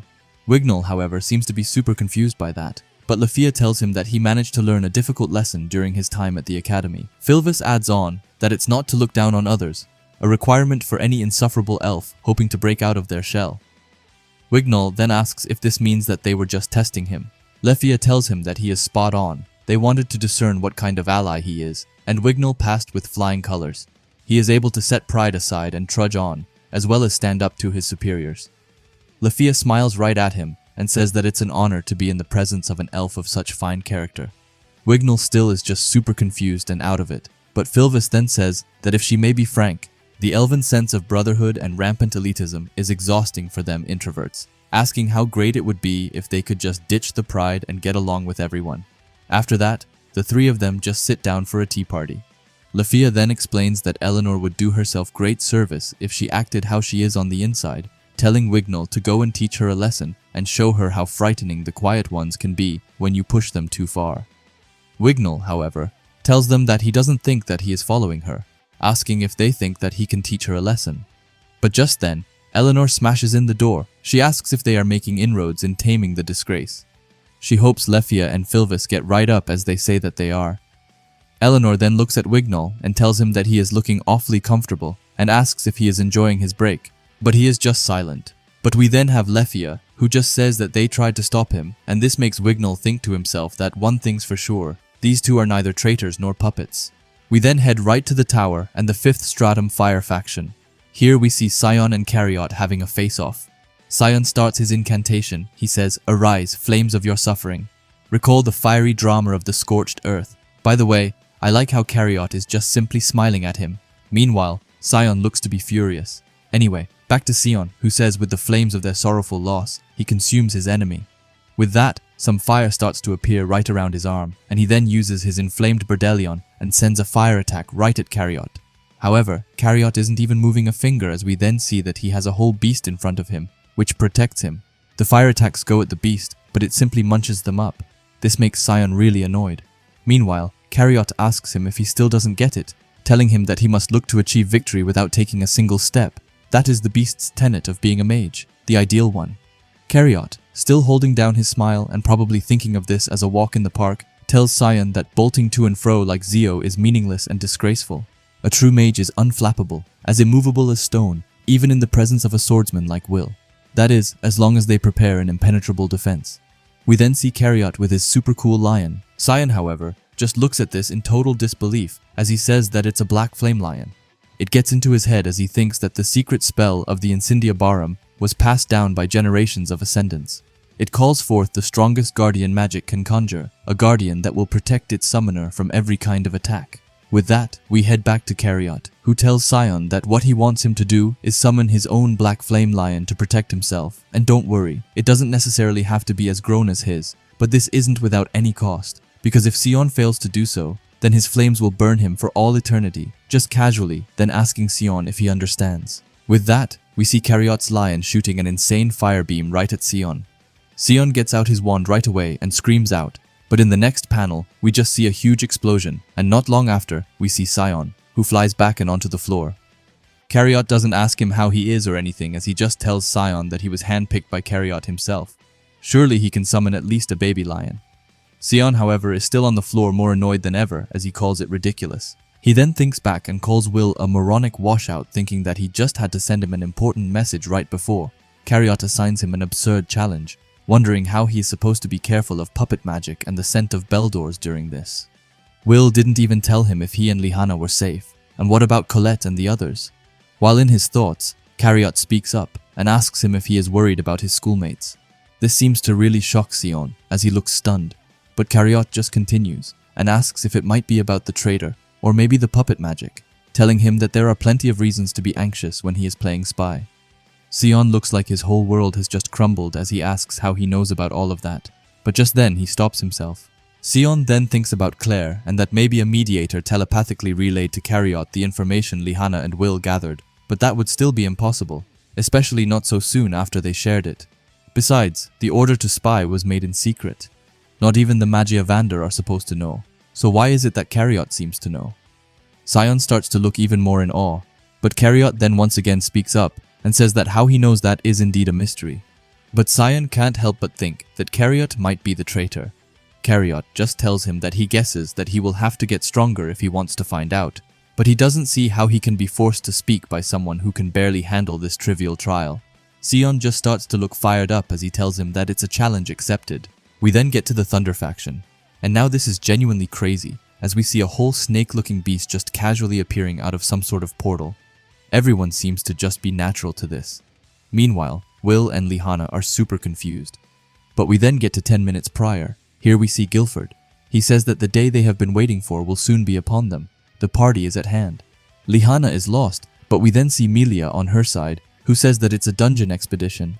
But she then starts to look smug as she tells Lihanna not to get her hopes up, saying that it's a far cry from the playground antics she and her school pals were up to at the academy. The party is a real dungeon rush with real stakes. Anyway, back to Guilford, who tells them that to prepare for the day, they will be engaging in rigorous combat training. Whatever they do not fail Zio. Will speaks up and asks if they will be sparring with each other, but Nanaru, on his side, tells him that they will be up against guards, and as we know, Will has a lot of trauma with guards, as he thinks that it will be like the monsters they fought in the first tower. After that, we see Olgano, who speaks up. He tells them that just like the fiend from the Bloom, all they've got to do is unseal the pillar partition, and out comes a beast, just like Zoctonia. Every stratum's got them.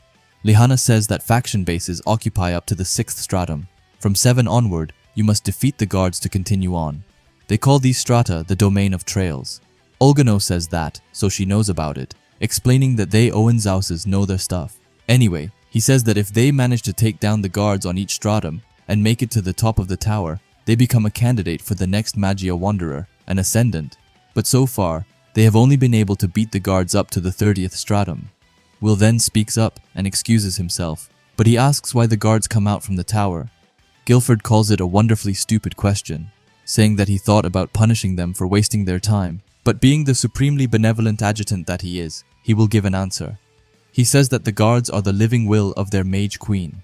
Mercedes, the creator of this very tower, is she who engraved the great summoning magics into the tower that produced the guards on each stratum?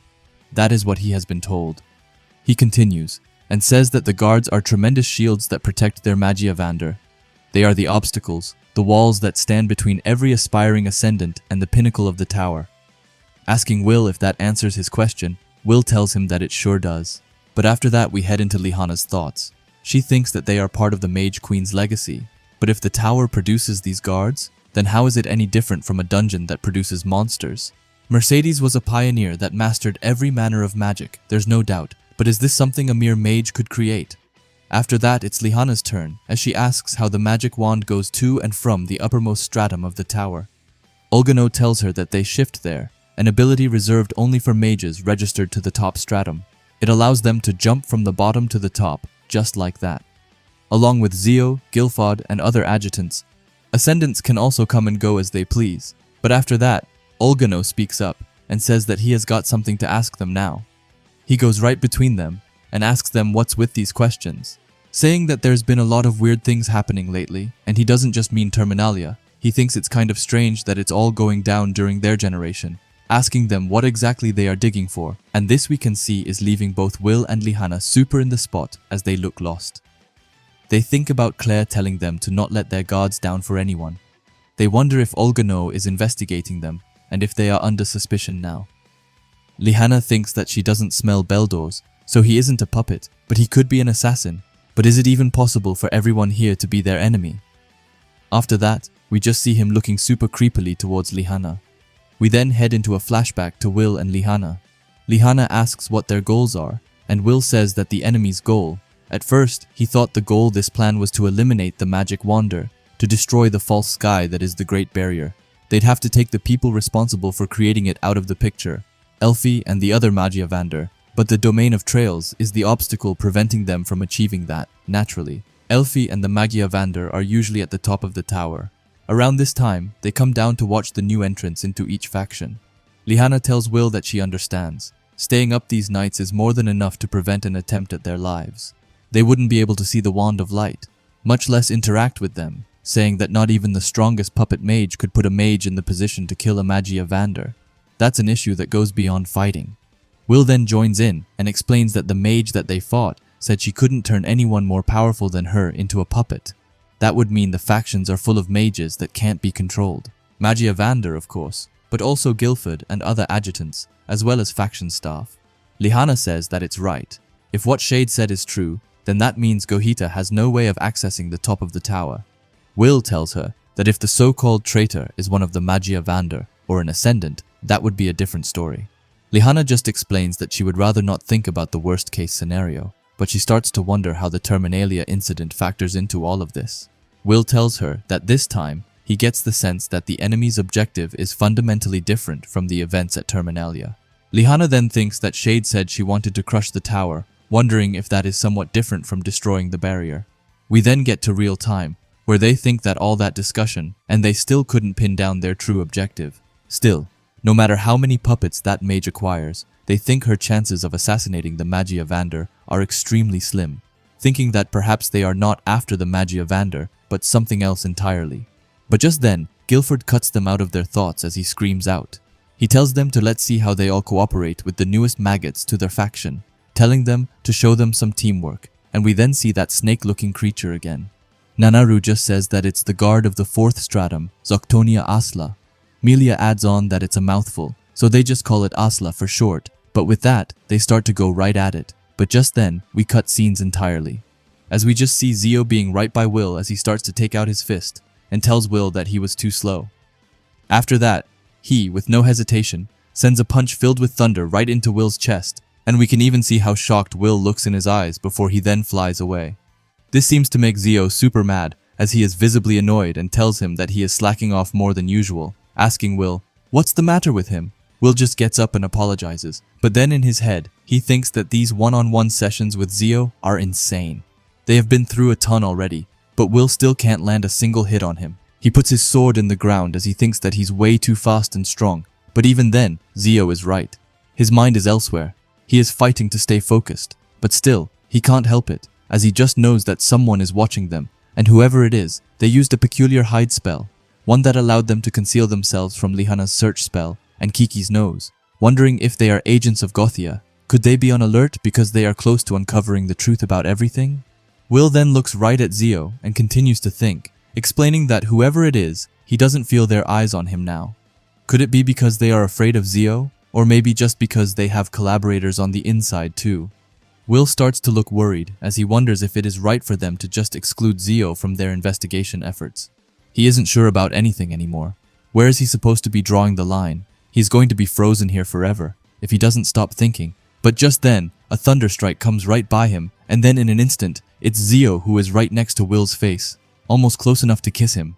Anyway, Zio is mad as he tells Will whatever's going on in his head that isn't about him in this fight, telling him to get rid of it now, looking Will right in his eyes as he tells him that Zio is his enemy and that he is fighting him and no one else. After that, in the next panel, Zio just throws Will back on the ground. He tells Will that he has got a bad habit of overthinking, telling him that he needs to stop acting like he is a superior intellectual. Zio then starts to look manic as he asks Will if he knows what he is, telling Will that he is like Zio, he is a taker. This seems to shock Will, however, Zio continues, as he says that he takes from his allies and from his enemies. He takes, and after he is done taking, he takes again. Explaining that this is what he does with that sword of his. Will is even more lost and confused now. But Zio continues as he tells Will that he will take it until he can't take anymore and destroy whatever beast stands in his way. That is the path he is on. When it's all over, once he has taken everything, then Zio is going to take him, and honestly, that sounds a bit weird, but also so cool at the same time. We then see Zio standing in front of Will, who looks super menacing, as Will thinks that Zio's enjoying this. He takes pleasure in combat, and he admires strength with his entire being. With that, Will thinks that he can't be his enemy, and that he exists on a completely different level. After that, Will finally gets up and tells Zio that he has something to tell him. After that, it looks like we skip over Will explaining everything, as instead we see Zio saying that those Gotia people are using puppets to do their dirty work now. He can then be seen playing with his staff, as he tells Will that he hasn't heard anything about that from Whitebeard. Will then thinks that it seems even some of the Magia Vander are out of the loop. He starts to look fierce as he wonders if Aaron and Cresslus are suspicious of the Magia Vander too. Anyway, Zio continues as he says that to tell Will the truth. He couldn't care less about all this spying Will and his pals are up to. He then catches his staff and aura farms like usual, before he looks intense as he says that if Will wants to know what those scumbags are after, then he might be able to help. Will gets super excited as he is first shocked, but asks if he can please tell him. However, Zio right away tells him no. He tells Will that if he wants it, then he will need to come and take it. He tells Will that if he lands one hit on Zio, then he will give him the info he wants. Telling Will to throw aside every useless thought in his head and fight him right now, he screams at Will to show him just how powerful he really is, how they are kin, admirers of might, one and the same, telling him to really come on. This seems to make Will's eyes light up before he then explains that it feels like it has been ages, but this isn't the first time this has happened to him, and he then thinks back to Edward. He then continues saying that again. He finds himself in front of an immovable pillar of strength, like he always does. The last time he was ridden with fear and tortured by misery, but now he feels thankful. He can see what lies beyond this pillar. With that, he looks serious as he takes on his goggles and explains that just past this obstacle is the strength to protect, and he will make it his. With that, he takes out his sword and says, "Prime Pathos, Dual Whist Reloaded," and he looks extremely dope. But it's not just him, as Zio looks equally as fired up as he tells him to come on. With that, both of them start to take the first step, and they are going at each other at a rapid pace. Their clash even makes a super huge explosion happen, but we then see them side by side, which is super insane. Will versus Amagia Vander is just pure cinema. Will, in his head, thinks that Lihana's esoteric magic is doing just enough to take the bite out of Zio's Wrathbolt, and he thinks that he can work with this. But just then, we see Zio creating a thunder beam with his finger. But even then, Will manages to read it and jumps over it. He is then above Zio, and thinks that he has already seen that one. But is he even above Zio anymore? As in the next panel, we see him right behind Will. Will starts to get worried as he thinks that this is a new one. And after that, Zio starts to send a ton of rapid thunder attacks right down at Will. Will then thinks that Zio's fighting style doesn't adhere to a pattern because there isn't one. He darts around like lightning, outlining a new path with every movement. He never attacks the same way twice. Zio fights with his own unique tactics like a wild beast. Because of this, Will explains that he can't figure him out, wondering what Zio will do next. But we then see what he is going to do next, as Zio is upside down in the air. He uses his Zalja Saga and sends a pretty big thunder attack right at Will. Will seems to have managed to put his sword in front of it, minimizing the damage a bit. While this is going on, we see Finn. He says that every condition has fallen into place. The question is, will he notice? Will he heed the call to expand the power of his Prime Pathos? And we then see Will looking like he took a fair bit of damage. But we then head right into Will's head. He thinks that he is up against Amagia Vander. There's only one way he could possibly best someone so unimaginably powerful. After that, the forest that was behind him looks like it turns to water. Will then thinks about the power Finn helped him achieve, wondering if he can do that, but we then cut to Finn, who says that he can't. In this moment, he has yet to fulfill the conditions required to access the fifth source. After that, Will thinks about the magic Lihana said he used, if he could just maybe do that again. But we then see this crazy lady again, who tells Will that he can't, not before he has traced his origins. This leaves Will pretty stuck. He wonders what is going to happen now. He thinks that he has power, but that he can't use it right now, wondering what he is supposed to do, and it then looks like he is inside the water now. But as he's going deeper and deeper into the water, he surprisingly goes into Elfie's arms, which catches him. Will is understandably shocked as he says Elfie's name with a shocked tone. Elfie goes right by his ear and tells him that she knows what it took for him to get here. But as he then tries to look at her, she suddenly disappears. Will starts to look around more and more, but he then sees a book in the water. As he goes to it, a ton of pages start to open up with a lot of his different moments. He looks at them all, taking in just what he has done to get here, just as Elfie said.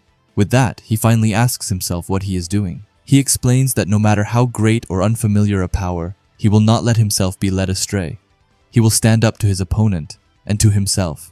He has always given everything he has to protect the people he cares for and to follow his dream. He fought to get here, and he will continue to fight. After that, he heads to the two powers he mentioned before, but this time, he puts them aside and says that awakening will be damned. With that, he tells himself to think back on the story he has woven with his friends, of all the people who helped him get to where he is now, how he turned knowledge into wisdom, uncovered the unknown, and transformed thoughts and emotions into strength. He has accomplished it all, but even then, it's only just the beginning. After that, he suddenly sees Lihana and tells himself to open his book to the right pages. He then goes to Lihana, and the two of them shake hands. While they are holding hands, Lihana's hand suddenly starts to turn into a sword, and Will drags it out. After that, with his sword in his hand, he starts to speed up, once again going through his memories as he tells himself to read his memories and then bring them together. After that, he has Elfie behind him and Julius in front of him. He tells them to stand with him, thinking that he must reach deep into his history to retrieve every magical memory he has made. And after that, he has to bring them back to life. We then cut to Zio, who soars through the sky and says that it's another day and another victory. He then goes to where Will landed, and it's a ton of smoke right around there. But suddenly, a sword starts to peek out, and we then see Will looking super fired up as he says, "Prime Pathos, revived." After that, he has both Elfie and Julius behind him as he says, "Glace was tactical reload." Zio, who is going right at him, wonders if he just changed the affinity of his blade from thunder to ice. But suddenly he starts to look shocked, as he thinks that there is something more to this. Will, however, looks filled with determination, and Zio is right by him. But then in the next panel, we see a whole thing appear, and it was Will's Iceplosion ability. But it did seem that Zio managed to evade it. But even then, as he is in the air, he just laughs, saying that Will has got some tricks in his sleeves. We then head back to Finn, who says that the sheer speed of his Wrath Bolt style might have saved him, but he won't be so lucky next time, explaining that the tactical reload isn't just a simple realignment of his sword's affinity, as instead it's far more than that. We then see some lighting around Will's shoes, while he has ice around him, but after that he says Prime Pathos revived, and with that he starts to speed up right at Zio. Zio takes out his own staff as he says that this is finally fun, but we then see Will behind Zio, and Finn continues his thought as he says that it allows Will to shuffle between multiple elements on a whim, even in the heat of battle. With that, Will says, "Dualis Vis, Argus," and with that, he takes his sword right at Zio, who seems to be having to block it with his hand. But even then, this panel is just so insanely cool. Anyway, the sheer force from Will pushes Zio back towards the ground, and Will looks to be having the advantage right now. But we then get to Zio, who is holding onto Will's sword, telling him to color him shocked. Meanwhile, we have Will, who just laughs a bit while looking exhausted, but under him, we have Zio, who has a big smile on his face. After that, Zio throws Will onto the ground. Will gets up and thinks that priming his sword over and over again took everything out of him. He can barely move a muscle, but he wonders if he maybe did it. And we then see Zio holding out his hand with a cut in it from the sword and a ton of blood around it. Zio tells Will well played and that he finally got one on him. Will looks pretty surprised, but still happy. But then, once again, we head to Finn, who calls Cauldron a wicked witch, explaining that it's all happening just as she planned. But he supposes that when you are taught to find the solutions to problems on your own, this is what you get, an explosive combination of wand and sword. Anyway, back to Zio, who says that he is a man of his word, and with that, he tells Will to listen up. He explains that the Gohita goons are after the key to the heavens, Baal. Will is just super confused, but Zio tells him that it's the key to destroying the Great Barrier, and that it's sealed away at the very top of the tower. Will then gets into his head as he thinks that there's a key to destroying the Great Barrier, and it's kept at the apex of the tower. That would mean Elfie and the other Magiavander are protecting it, but he then thinks that he is getting ahead of himself. He thinks about Shade, and says that now that they know what Gotia is after, they don't want to kill the Magiavander. Their goal is to capture Baal.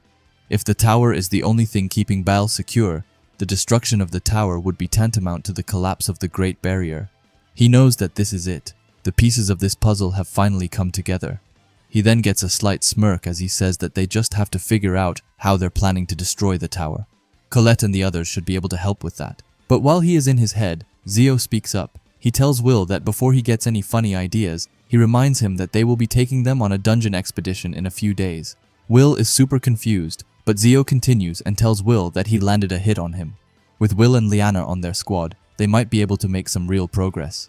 He looks determined and says that this time they are shooting for the 50th floor. They are going to crush Whitebeard's record, and Will is going to help them do this. Will, in his head, thinks that after everything he told him, Zio is still taking them on an expedition. Will then gets up and runs to Zio. He tells him that he can't be serious. Puppets could be lurking anywhere in the tower. It's a ticking time bomb, and the enemy will take advantage of their absence as soon as they leave. He is sure of it, but before Will can go any further, a thunder beam strikes a tree right next to him. This makes Will nervous, and he comes back to reality. Zio then tells Will that if the tower can't handle them being gone, then they don't need it. Telling Will to imagine if all it takes is a band of scumbags to bring this place to its knees, it would never stand a chance against the celestial hosts. Explaining that they need power to destroy the hosts, and there's no faster way to obtain power than by going on expeditions. Telling Will that it's happening and that he needs to be ready. With that, we then see Will being conflicted, left behind. After that, we see a cup flying across a room.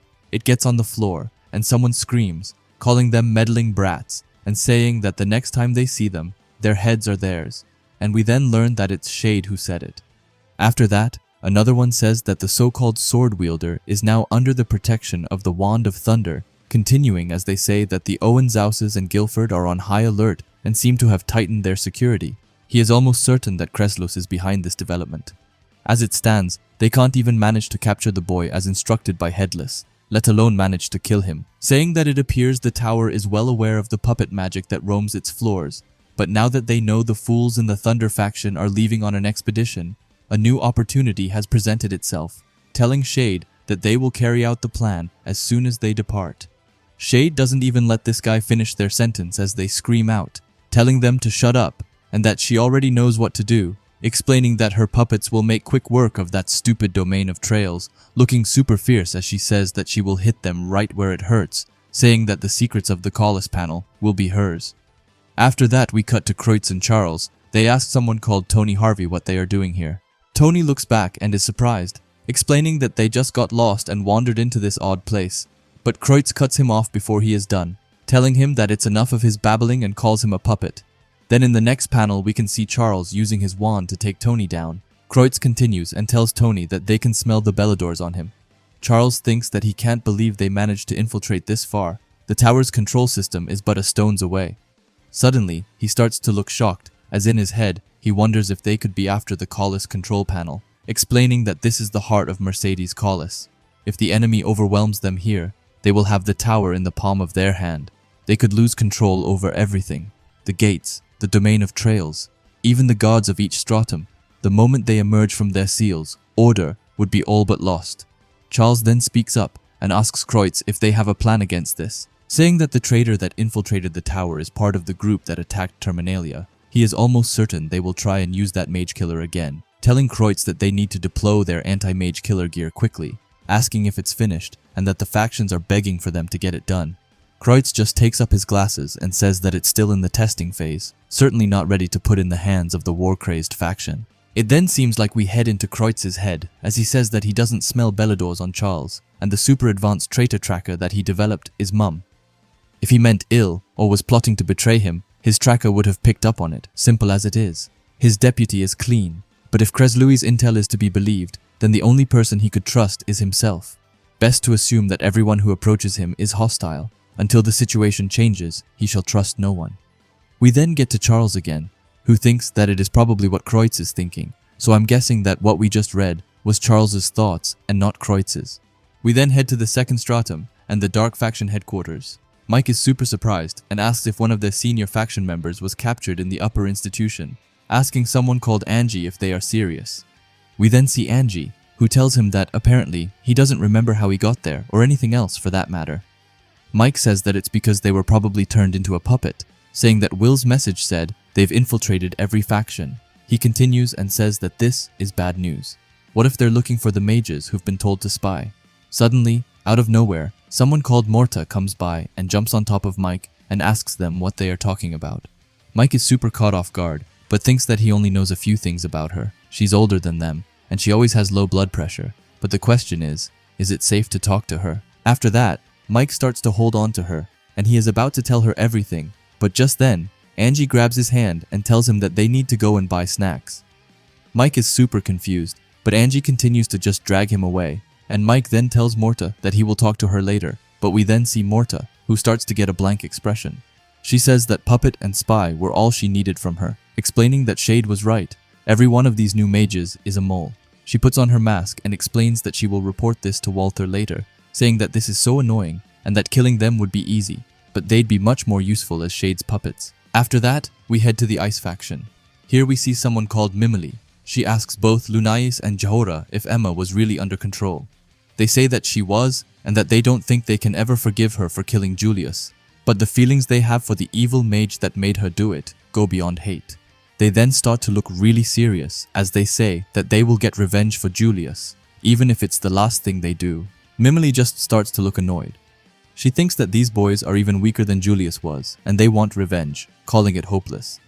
She then starts to walk away and thinks that Julius is gone, and the only peers she has left in this forsaken faction are both of them, guessing that she is the only one taking this spy thing seriously, explaining that these boys make her feel sick. She continues and says that she just wants to go home. She would have been around her adorable little sisters and snuggled with them all day long. She would have never become a high mage if she knew she would be doing this, wondering if it is too much to ask for even the leader of this faction to be a leader for once. As one of their comrades was killed, she didn't seem to want to do anything about it. Just then, someone knocks on the door.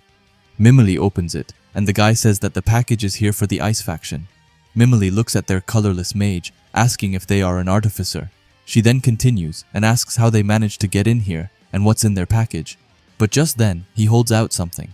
Explaining that they are protective charms, he was instructed to deliver them by Elfie herself.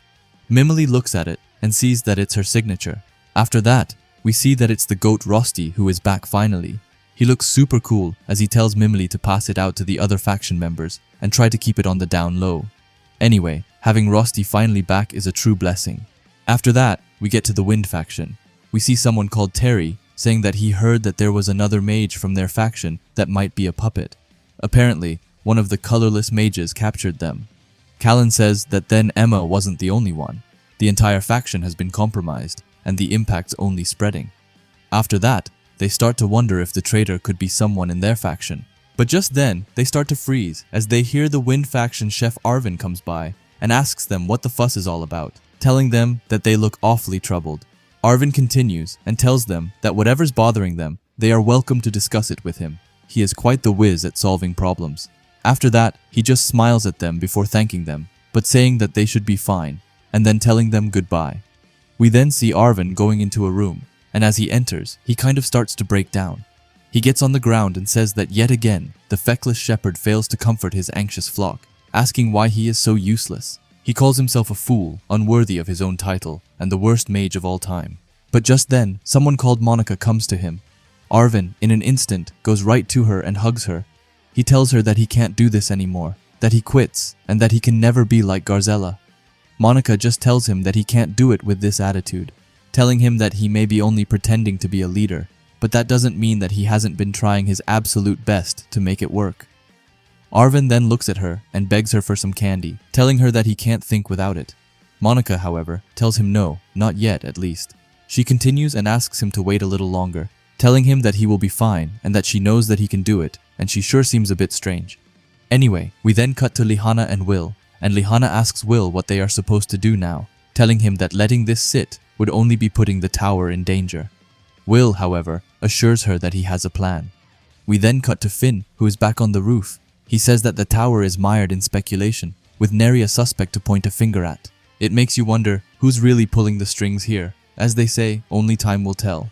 We then get to 3 days later, and to the Thunder faction expedition team. Lihanna looks at Will, who looks down and asks him what's wrong. Will tells her that he was just wondering if it would be easy to access the peak of the tower from the outside. Lihanna explains that it's not just hard but impossible. The apex is protected by an abundance of carefully crafted spells that would intercept any would-be interloper, and they're practically invisible to the naked eye. Only during special events like sky races and Terminalia are these spells, for lack of a better word, deactivated, but the magic is engraved directly into the tower. Anyone who tries to penetrate it would quite literally be obliterated, ending it by saying that, in short, it's without question that infiltrating from outside is extremely difficult. Will still looks a bit hesitant, but he then says that he understands. We then get to Guilford, who screams out. He tells everyone to have their eyes on him. From here on out, they will be departing on a dungeon expedition as the Thunder faction, telling them to slaughter every foul monster, triumph over every labyrinth, and show them thirst for power. Keep in mind the Wand of Thunder only wants one thing, and that is pure might. With that, he tells everyone on the expedition team to move out, but we also see Ceridwen looking at this. But it's not only her, as we also see Wignall and Colette in the shadows, saying that they can't believe that they are actually going. After that, we get a flashback to Sion as we see his father. His father says that the crest of House Ulster is the Great Falcon. With its keen eyes, the falcon hones in on its enemy, and then it descends, sharp talons first, to tear its target asunder. He continues as he says that they are a house of hunters, forever pursuing their foes to the ends of the world, the embodiment of fiery destruction. After that, he turns around and looks to Sion, telling him that the time has come for the descendants of the great falcon to evolve. Sion just aura farms as he looks at him. Anyway, his father, who we learned is called Caesar, tells Sion that from their ancient beginnings as Berdalians, they were driven by vengeance, retribution, and rebellion, and as harbingers of fury and spite, they laid waste to any who stood against them. There is a history of immoderate destruction, of wanton ruination. However, even then that bloody history ends with Caesar. Caesar tells Sion that from now on, the falcon will not use its claws or its beak, but instead spread its wings to protect those it holds dear.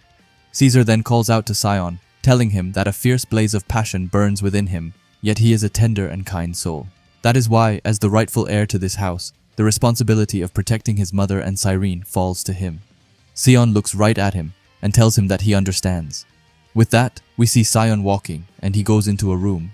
There is Cyrene, who is the eldest daughter. She calls out to him and tells him that she heard about what Caesar said and that she is sorry, telling Sion that she can't believe he thought it would be okay to put the weight of their entire house on his shoulders. Sion sits next to her on the bed as he tells her that there's no need to apologize. He has a smile as he tells her that he is the oldest boy after all, saying that it only makes sense for father to entrust the safety of their family to him, explaining to Cyrene that there is absolutely nothing for her to be sorry about. Cyrene then looks hesitant as she asks Sion if his dream wasn't to become a Magiavander. Sion gets a bit embarrassed by that as he asks her how she knew about that, but Cyrene explains that when she was by the window, she could hear him talking about it with Liril and the others. She then looks sad as she says that she wishes that she weren't ill so that he wouldn't have to give up on his dream. But just then, Sion screams out. He asks her who said anything about giving up his dream and that he isn't giving up anything, not his dream or his responsibility to their family. Cyrene looks shocked as she asks him if he really isn't going to. Sion seems confident as he tells her that of course not, telling her that he is going to do both. He can become a Magiavander and keep their house safe. He will do it all to protect her. Cyrene then starts to laugh. However, we don't get to see why just yet as we go back to Cariot, who looks out of the window and tells Sion that it seems that the Thunder faction's gone off on their expedition. He then looks back right at Sion and asks him what he will do now. Cariot continues as he tells Sion that he has what he needs: the technique, the incantations, and the knowledge of guardian circles. He fulfills every condition necessary to call forth a lion of his own. Though it's unfortunate his magic lacks a certain level of refinement and magnitude, he should have no problem summoning a cub at the very least. All that's left is the will to do it. He looks right at Sion and asks him if he has what it takes. After that, we can see that some sort of fire snake is starting to appear right ahead of Sion and is looking to go right at him. Sion obviously sees this and is super confused, but not long after he locks in as he says, "Burn, raise, and fury consume. From the dreaded domain of the Sable Fang, I summon thee. Arise, Black Flame Lion." But even then we can see that nothing seems to be coming out of his wand, except small flames. Cariot then, without a single hesitation says, "Krimuth Selba," as he then fires the snake-looking creature right at Sion. Now this fire is the real deal, as it even makes Sion go right into one of those stone pillars, as he then screams from the pain. We then see him down on the floor as he tries to look up. He calls it ridiculous, asking why he is being put through this nonsense. He continues to think that the Black Flame Lion is a secret spell passed down only to ascendants. How does Cariot expect him to know it when he hasn't even set foot in the domain of trials? He starts to look filled with despair. When Cariot calls out to him, he asks if Sion is thinking that it's too soon right now. Sion looks up and seems to be super surprised that he was able to guess it. But Cariot continues and says that he is thinking that he couldn't possibly know how this spell works, explaining that Sion can't hide his excuses from him, continuing and saying that he understands better than even Sion himself that this task is absurd, perhaps even nonsensical. Sion has said not one word, but he can almost hear him scorn himself, and he is inclined to even agree with Sion. However, he then starts to emanate more fire as he says that he should know this. There's no room for excuses against the truly absurd, saying that the real violence, genuine evil, the indiscriminate cruelty that inhabits this world will not wait for him to grow strong enough to face it. This seems to really click with Sion. After that, Sion starts to see a vision of Will ahead of him, and Cariot tells him to allow him to tell him that the only reason that he is before him today is because he was lucky. Not everyone can have someone so strong on and by their side. This really upsets Sion as he looks extremely angrily at the ground. We then see Logwell, who is on the side. He thinks that roiling in anger and a sense of inferiority and humiliation truly is the greatest motivator. He starts to wonder if he is a volcano on the verge of a cataclysmic eruption or a blazing flower ready to wait and bloom, explaining that if he were Cariot, then this is where he would make his move. With that, we see Cariot looking right at Logwell, and in his head, he says that he already knows, even perhaps a bit too well. We then see a flashback to Cariot by Logwell, while also Werkner, Edward and Claire are a bit away from them. Cariot thinks that after all, just like Edward and all the others that came before him, he has seen how Logwell teaches firsthand. With that, Cariot then gets another smirk, and he speaks up, telling Sion that since he is struggling, here's a hint, telling him that they, the Lizants, are often called the people of paradise, but by nature they are flowers. Sion just looks super confused as to why he is talking about flowers all of a sudden when he is almost on the verge of dying. Anyway, Cariot starts to play with fire while saying that you can call it a gift, a font, a blessing, or whatever. In each and every one of them lies a dormant bud. This bud thirsts as any bud would and won't bloom until it's given what it thirsts for. Sion looks at this closely as he questions what it is that the bud thirsts for. Cariot then asks him what the bud inside of him desires. Sion asks himself what the impetus behind his aspirations is. However, he doesn't have a clear answer yet, so Cariot continues. He says that now that he has practically given him the answer, let's be done with this, shall we? Telling Sion that again, if he fails this task, his magic will kill him, simple as that. He has Cariot's word as the wand of fire, saying to Sion that if he wants to save his friends, then he should find a way to feed the beast within quickly. With that, we see his black flame lion behind him already. Sion also doesn't waste a second as he takes out his wand. We then see the lion shooting more fire against him. Luckily, this time Sion manages to block it with a spell. However, while he is in this position, he wonders what his bud thirsts for, asking if he even yearns for anything at all, thinking that he doesn't even know where to begin. But we then cut back to Cyrene laughing, and she says that she can't help but laugh a little as she hears it. Sion seems to be a bit annoyed by that as he asks her what's so funny. Cyrene tells Sion that she was laughing because Sion almost said the exact same thing to his friends. After that, we even see Sion, who is surprised, as he asks if he really did that. Cyrene explains that he said that when Lyral was getting bullied, and when Gordon got into a fight. We then see Sion confidently announcing that from now on, they are under his wing. When he becomes a Magia Vander, he is going to do everything in his power to protect them. Cyrene tells him that if it means protecting others, then he will take on any duty and even embrace any dream. We then see her squeezing his hand as she tells him to now soar on, no matter how much they weigh him down, just like a real great falcon. With that, we get into real-time Sion's thoughts as he wonders if this is really what drives him, a desire to protect others from harm. Is that where it all began? First it was his sister, then it was his friends. The list of people he wanted to protect has grown to be long. He then thinks about Will and says that even he was on it. Sion just wanted to keep him safe, but before he could say it, he told himself that it was wrong. Telling himself that it was not what he wanted, Sion starts to look a bit annoyed as he thinks that he didn't want to protect Will and that he doesn't need his protection. Sion thinks that he is going to show Will that he can do more, that he can be better than he has ever been. And if Will tries to come to his aid, even after he has proven that he is stronger than him, then he can expect him to come to his aid whether he likes it or not. He then pushes away the imaginary Will, but we can then see the imaginary Will just smile at him. After that, we get back to the fight where we see the lion running right at Sion. Sion, however, thinks that he doesn't need any claws or even fangs. He starts to play with fire as he knows that a lion will do little to help him soar past Will. He starts to look intense as he thinks that if he really wants to fly, then he will need wings. With that, we see him completely locked in as he starts to get a ton of fire around him. Then in the next panel, we can see him saying Incendia Halcon, and with that, we see a whole falcon bird by him.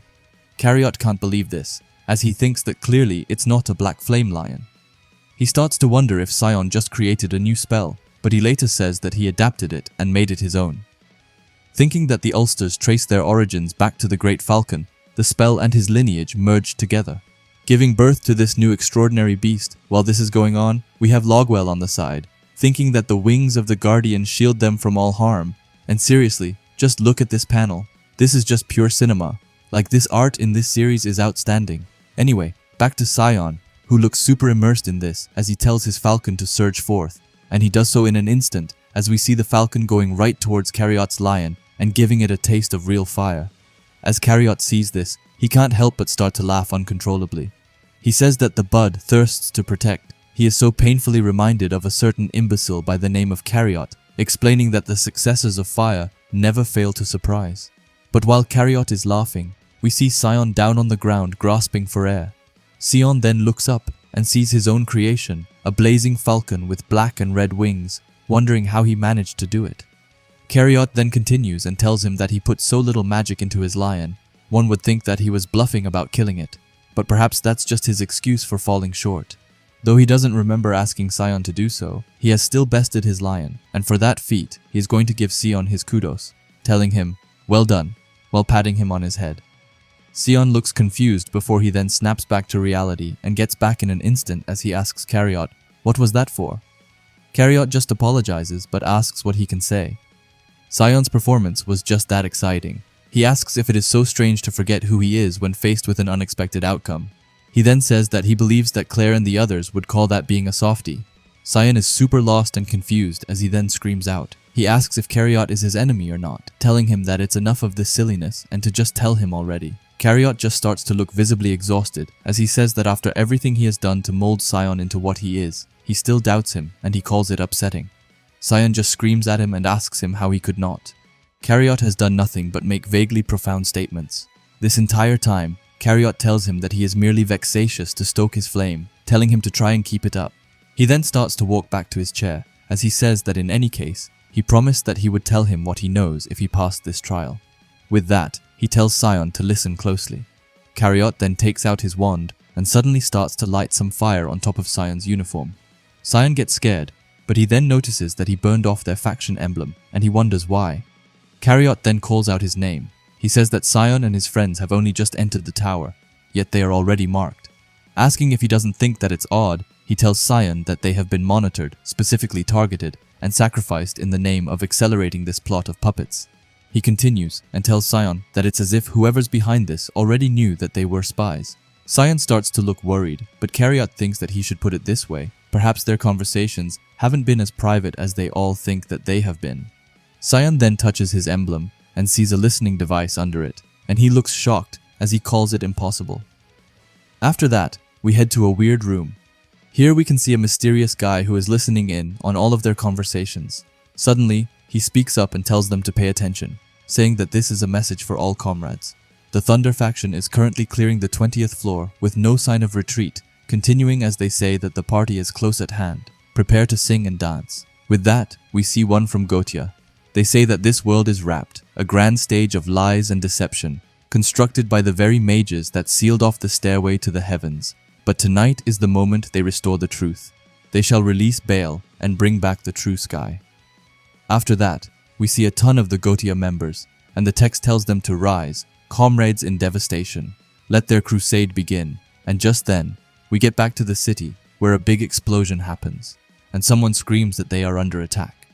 Colette says that they are here, and Wignall says that they will face them head-on and tells Colette to come on. And that was the Traitor investigation arc done. If you want to check out another video, maybe Zio vs Elfie fight, or why not the full Season 2 breakdown, then please click on the screen now. Anyway, have a great day.